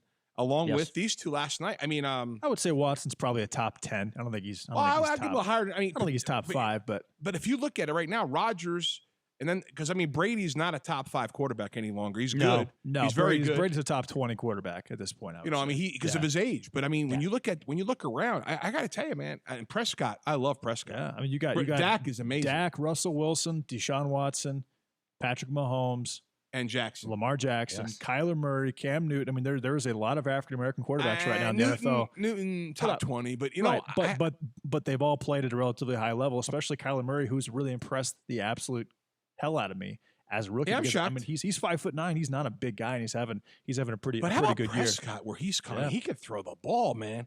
He can fire that rocket. He can do it all, though. I think he's underrated on his mobility as well. I think there's too. a chance that you will see 2 African American quarterbacks in the Super Bowl for the first time in NFL history. Could happen. That Guys, could definitely take place, along with the first African American quarterback to win a Super Bowl since Doug Williams. So here's the question. With the Redskins back in the 70s. So you think anybody will ask the stupid question, how long have you been a black quarterback? You know, that's what happened with Doug Williams. Some idiot goes, so how long have you been a black quarterback? That's just moronic right there. How do But you even that question happened in How the do you Super even Bowl? get to a spot where you ask a question like that? I wish I knew. That's completely redonkulous. It is redonkulous, but Oh, it happened. man. I'll never forget that because I remember I had the Redskins. Well, you know, I look at this Ravens team, man. You mentioned they're the best in football. Lamar Jackson now. is having a great year. He has a huge offensive line. Huge offensive line. Mark Ingram's been good wherever he's played. But now he's really looking good. He has 3 good running backs. They've got 4. They've got as much depth as anybody at cornerback. But Lamar Jackson, again, he's a great playmaker. I'm not going to give him. I'm not going to say he's the best player in the NFL. I didn't say that. Hey, MVP. If Christian McCaffrey, the Caucasian running back, by the way, but if Christian McCaffrey finishes number 1 in rushing yards and top 5 in receiving yards, you have to give him the MVP, in my opinion, no matter how good of a year Lamar Jackson is having. Although Carolina, that kicking game has just killed me. But you last talk week. about most valuable player. I mean, Christian McCaffrey is by far the most valuable. In my opinion, if he finishes the season and he leads the league in rushing, and right now he's number 7 in receiving yards. He's which the no best one's talking player about. in the game. He's got 69 receptions from running back, 1,200 yards rushing, and 12 touchdowns along with 14 JD, receiving. his receiving yards almost are overshadowed, right, by his running ability and by his rushing numbers. How can you say that a guy who isn't given the ball as a quarterback, he has someone else give him the ball, isn't the MVP with those type of stats? But Lamar Jackson obviously is having a huge year. The Ravens, in my opinion, I mean, I took them 20-1 to win the AFC a couple of times 4 weeks ago, and I feel good about that. Good. I would feel real good about it. I feel very right good now. about that. I don't think the Patriots are going to make the AFC Championship game. I think it's going to be the Chiefs and the Ravens in the AFC Championship games. I actually think the Chiefs are going to come out of the AFC. I have a weird feeling about it because Lamar Jackson, he's just playing perfect right now. I mean, that Rams defense, I thought that game yesterday was more about how bad the Rams are than how good the Ravens are. Hey, what's the deal, JD and Pat, about this LA Rams team? We're talking about weapons supposed to be all over the place. Jared Goff obviously underperforming, right? Well, at the quarterback Jared position. Goff, and the defense just isn't as good as they should be. It's disgusting for Goff because he gets that massive contract, huge, $35 million a year, and he didn't throw 1 touchdown pass in the month of November. I didn't know that. That's even better. Do you know rough going right there. unbelievable that is? But I mean, he's got 10 touchdowns. Sean McVay's supposed to be the offensive guy. How does that happen? 10 touchdowns and 12 interceptions on the year at 58%. That's a $35 million a year quarterback right now. That's a McVay MO, though, is the offense. How is he not out there into the throwing Super it all over the Bowl place? Last year, I made this comment then, and I had the Patriots. I said, listen, the only way the Rams go is the way Gurley goes. Without Gurley, the Rams are not the same team, and Gurley is not the running back he was 2 years ago. Now, Gurley's hurt. McCaffrey, They've without had question, right running now, backs that have been able to step in, though, and be decent. But no, Malcolm Brown, Henderson, whatever, not the same level. I mean, McCaffrey is without question the best football player in the game all the way around. The reason I would give if the season ends today, I give it to Jackson based upon where they are right now. Right now, today, going into December, the best team in football is the Ravens. I'm not saying they're the best team in football come in January. Remember, they got the big game coming against the Niners. That's going to be an interesting game. And I think the Niner defense is the best defense And you know what? in football. That game is at 10 o'clock in the morning. What kind of a joke is that? That should be Sunday night football or Monday night we football. agree there. 100%. Sunday night for sure. Come on. Well, it's flex season though, isn't it? They have the time. They have the ability to flex this late in the year. I hope so. They need to because that game is a giant game. Well, I'm wondering what other game that would be flexed instead of that one. Right now, if you look at it, I mean, the Niners are definitely the best team in the NFC. No question about it. I would say the Vikings are better than the Niners, but that's just my opinion. Listen, I am a Vikings fan my whole life. 50 years. Right. Their offensive coordinator should be taken out and shot. That's a little extreme, right? Cousins. Listen, they have so many you are a weapons. Vikings fan, so you have carte blanche. I mean, this is 50 plus years of pain. Cousins throwing last 2 weeks ago, 11 for 12 against the Falcons in the first half, 58 yards. And I was going crazy. I mean, that's absurd. What, against the Broncos? Right, 11 for 12, 58 yards. Now we start stretching the field. They start going down the field and scoring. Now Thielen coming back will make that team even better. They have more weapons than you could imagine. My problem with Cousins is he does not know how to look off a receiver, which is a problem. I mean, right now, the Niners defense is the best in football. The Viking defense is damn good, okay? If Kittle's is right, he helps Garoppolo. I'm not sold on Garoppolo. I don't think he's that good. What happened against the Seattle Seahawks, I saw fear. But I have to sit here and say, it's that defense, the way they played the other day, and when they're 100% on offense, they make Garoppolo look really good. In the AFC, I believe, and I'm going to say this now, I think you're going to see in the championship game the Ravens against the Patriots again. And that's just because they got the coach named Belichick, who knows what he's doing. And I predict Harry is going to start becoming a more prominent receiver in that offense. But if you look at the game right now, today, the end of November, I'd have to sit here and say in the NFC right now, without question, the Niners, when healthy, are the best team. In the AFC, it's the Ravens. And the Ravens right now, the key to the Ravens is Jackson's mobility. The thing about the Niners, when they play each other, what makes this game so exciting, the Niners team defensively reminds me of the 89ers, the first Super Bowl run. Everybody talks about Montana, but they had the best secondary in history. I mean, Ronnie Lott was a beast. And then you look at their defense and Keena Turner. This Niner team right now has those same pieces of the puzzle. It'll be interesting to see. I mean, I really think that, like you said, that game needs to be prime time because it could be a preview to the Super Bowl. But to JD's point about the Niners not being as good as the Vikings, I mean, you look at the Niners and you wonder on offense, how are they getting it done? Look, I get Jimmy Kittle's G, the best a tight solid end in the quarterback. game. Kittle's outstanding. Kittle, Sanders. Who's their best? Emmanuel Sanders is the best wide receiver, right? He's their best possession Their receiver. running back situation, obviously, Breida's hurt, but they plug in all these other guys. Shanahan's done a really, really good job with the offense. The running game is number 2 in the NFL behind the Ravens right now with Breida, who's actually been hurt. And with guys like Coleman and the other guy who I'd never heard of. Jeff Wilson, right? They're fast. They played him the other night. I had no idea who it was. They're always going in motion. The Vikings have enough depth at cornerback. I think the Vikings have enough depth at cornerback to combat those wide receivers. They have a team like the Vikings with Eric Kendricks, who actually has 12 passes deflected from the linebacker position, which means he guards tight ends and he guards them well. They'll match up very well against George Kittle, but I think the Vikings have the most weapons in the NFL. They're going to win. They're going to win the Central, by the way. Between Dalvin Cook, Kyle Rudolph, Adam Thielen, Treadwell now that he's playing well, Stephon Diggs. I mean, they have Irv Smith. That's my boy. Irv Smith. I love him. Alexander Madison at the goal line, and Cousins. Cousins is probably the second. I mean, I would give Lamar Jackson the most improved player right now in the NFL, but Cousins is right behind him. He leads the league in yards per completion. He's got a 72% completion percentage. And he's been playing well in big games, which is not typical of Kirk Cousins. What do we do at offensive coordinator calling all those short passes? I mean, when they spread it out, the offense is outstanding. And Thielen comes back. Let me tell you right now, that man, if he's healthy, he's a stud. Minnesota is loaded. And I'll tell you right now, Smith is a beast. They have the talent to score on anybody. Their defense is really, really good. Again, and the defense has played all together for the longest. You're not going to hear me rag on Kirk Cousins. I'm a Michigan State guy, okay? Kirk Cousins, to me, he can do no wrong. But you're not going to hear any I think that's the championship game in the NFC. I'll tell you this. Vikings-Niners? I see that. I think the Niners, Minnesota, I believe, next Monday night, they play Seattle. If they can win that game, they run the table. They should win that game easily. Well, and Seattle. That's right, too. Seattle doesn't play as well at home. Seattle's secondary right, guys. is not what it was. I agree. It just depends on how much pressure they can apply. If Clowney plays, he changes the game a little bit. And if he plays well, and we'll see if Cousins can handle that pressure from Clowney and that Seattle defensive line, that'll be a big sign about the future. All right, JD and Pat, you guys talked about Dak Prescott. I got him at 30 to 1 a couple of times. In the NFC East? Who's winning this division? Dallas all the way. It's just a battle, right? I mean, it's just Philly sucks. They're just done. not. Dallas is not a great. Yeah, they're talking about Jason Garrett is on the hot seat right now. Fired 2 years ago. Yeah, the Patriots were given 2 ridiculous tripping calls in that game that shouldn't have been the worst. Called. Right. I mean, there was 5 or 6 calls. There was probably 4 drives that were stopped by holding penalties or tripping penalties. I mean, Dallas should have won that game. The one touch on the Patriots had that Dallas was called for tripping.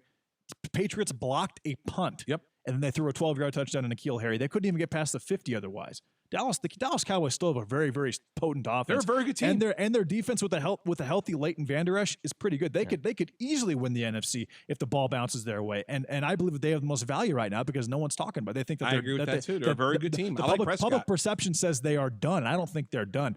Prescott has been playing very, very well, but Amari Cooper, he can't disappear like he did against Stephon Gilmore. That's a bad sign.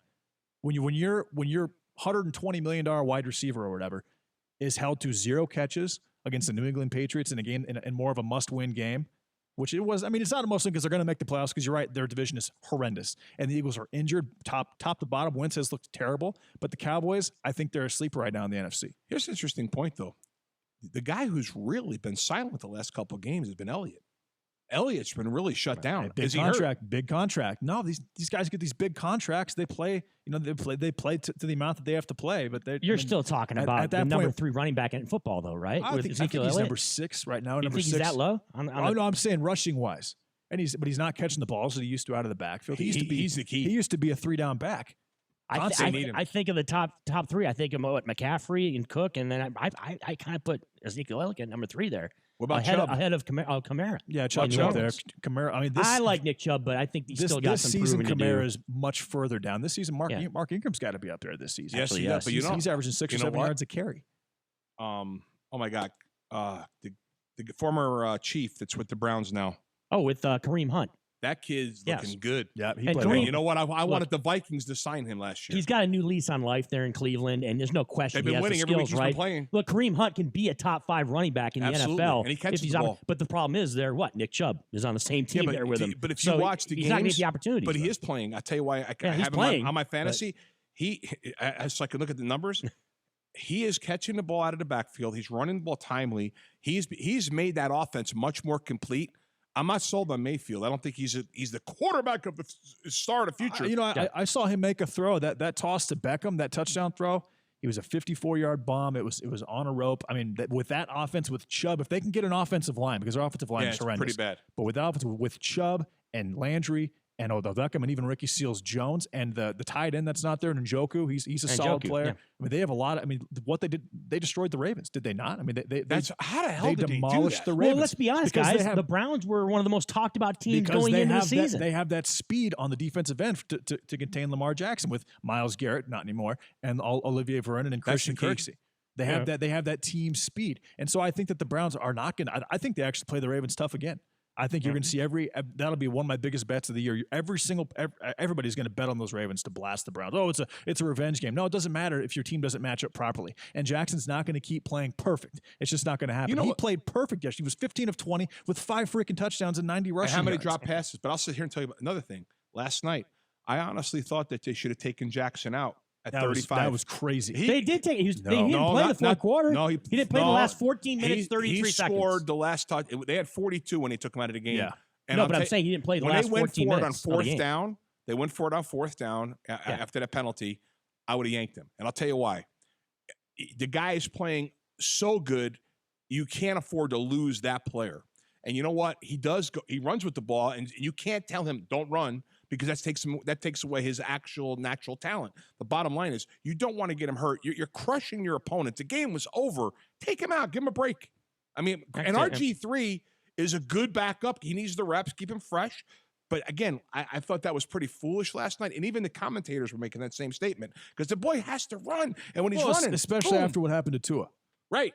I mean, come on, learn your lesson. And that is fresh on the minds of football fans. Absolutely. You know how much money that cost not him? pulling your quarterback quick enough. Bama never gave Tua a loss of injury clause in his if he falls in the draft, which he's obviously going to. He didn't have that as part of his insurance policy. Oh, can't you, and JD, can't you get involved in those insurance policies? Is it Lloyd's of London where you can actually take out policies given to as a guy who's been a very high draft pick? And Bama, you get a huge amount of money. Bama did that, but they didn't cover injury if he falls in the draft. That was not part of his insurance policy.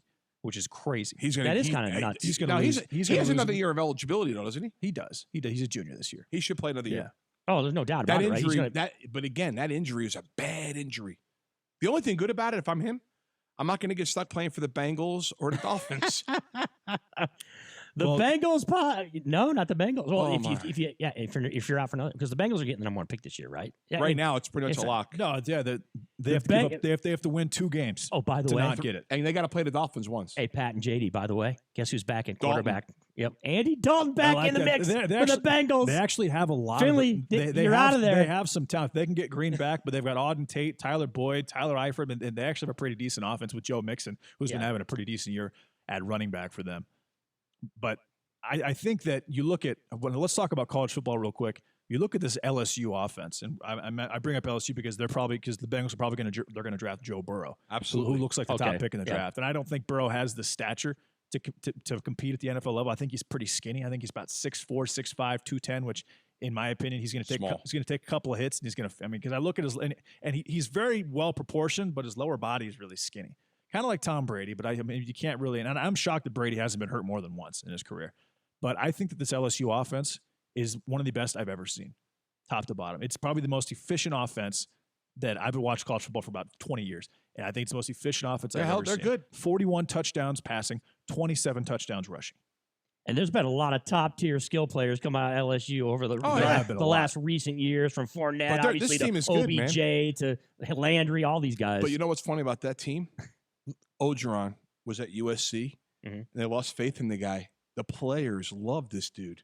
They love him. He's one of the best recruiters in the history of college sports. I mean, he is a beast. He's an unbelievable recruiter. A year ago, if you look at the improvement that he has made in that offense in 1 year, now obviously he's got help with Brady, the other Brady, John. But I have to sit here and tell you, how did USC let this guy go? They loved him. The players loved him. This guy has done a fabulous job, and he fits so well with LSU. And I'm sorry, but you got to root for LSU. I mean, I'm sorry. Beating Alabama was wonderful. I got scared they're going to blow the game. Beating Texas was wonderful. That was a great game. I mean, week 2. That was a great game. That was a big win for them. And I like LSU because I got them. I made this futures wager a week after the season ended, and I thought that Devin White wasn't going to go pro. I thought he was going to come back, and so I took them at 60-1.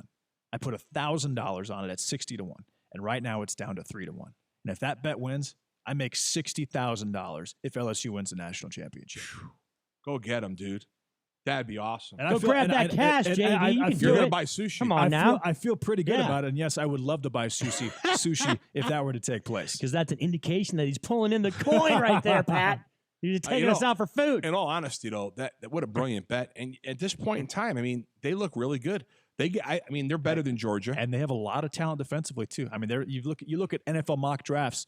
They've got 4 guys predicted to go in the first round. Their D is a lot better. When they're 100%, they're a lot better than getting credit for. Christian Fulton, LeCaven Chison. I mean, and then Derek Stingley, who was the top player in the country last year, who's got 13 pass deflections and 3 interceptions at cornerback right now. The team, I said this yesterday with Chris, the team I fear the most that could win the title again is Clemson. Yeah. And you know what? Until they lose, everybody's talking they're about the most Clemson. dangerous team in football. And I'll tell you what, man. The one healthy team they played. They played North Carolina State. North Carolina State's defense is gone. They played Wake Forest. Sage Surratt didn't play for them. Neither did Scotty Washington. They haven't played a team that's healthy. The one healthy team they played was North Carolina. They won by 1 point, 28-27. I believe that Clemson is the most overrated team in the country, and it's not even a conversation. And if South Carolina gets back, that's the game. That's this week. The spread is 27 points. If they get back Brian Edwards this week, and me and Ken Thompson have been talking about this a lot, South Carolina should be a bet for everybody if they are healthy. I like them with the points. They're just as tough as Clemson. The quarterback has got, and they're going to want, they're 4-7. Clemson's 11-0. They're going to want this game more than anybody thinks. I love South Carolina this week if Brian Edwards, their wide receiver, plays. Please have Lawrence end up in a Detroit Lions uniform. Please have that happen. Stafford will not be around long. And that's next year. That's a definite possibility. Great show today, guys. The Tuesday edition of the Vegas Take came your way. Thanks to Pat Casale. Thanks to JD Sharp, live in studio. Thanks to Chase the Trainer, Chase Oliver, who joins us live in studio. Tomorrow, much more on the way. We look forward to it. Have a great Tuesday, everybody, and stay tuned to 101.5 FM, 720 AM, KDON. Sean Hannity is up next. Imagine a TV news network with facts, not fake news. There is one, Newsmax TV, America's fastest-growing news channel with an incredible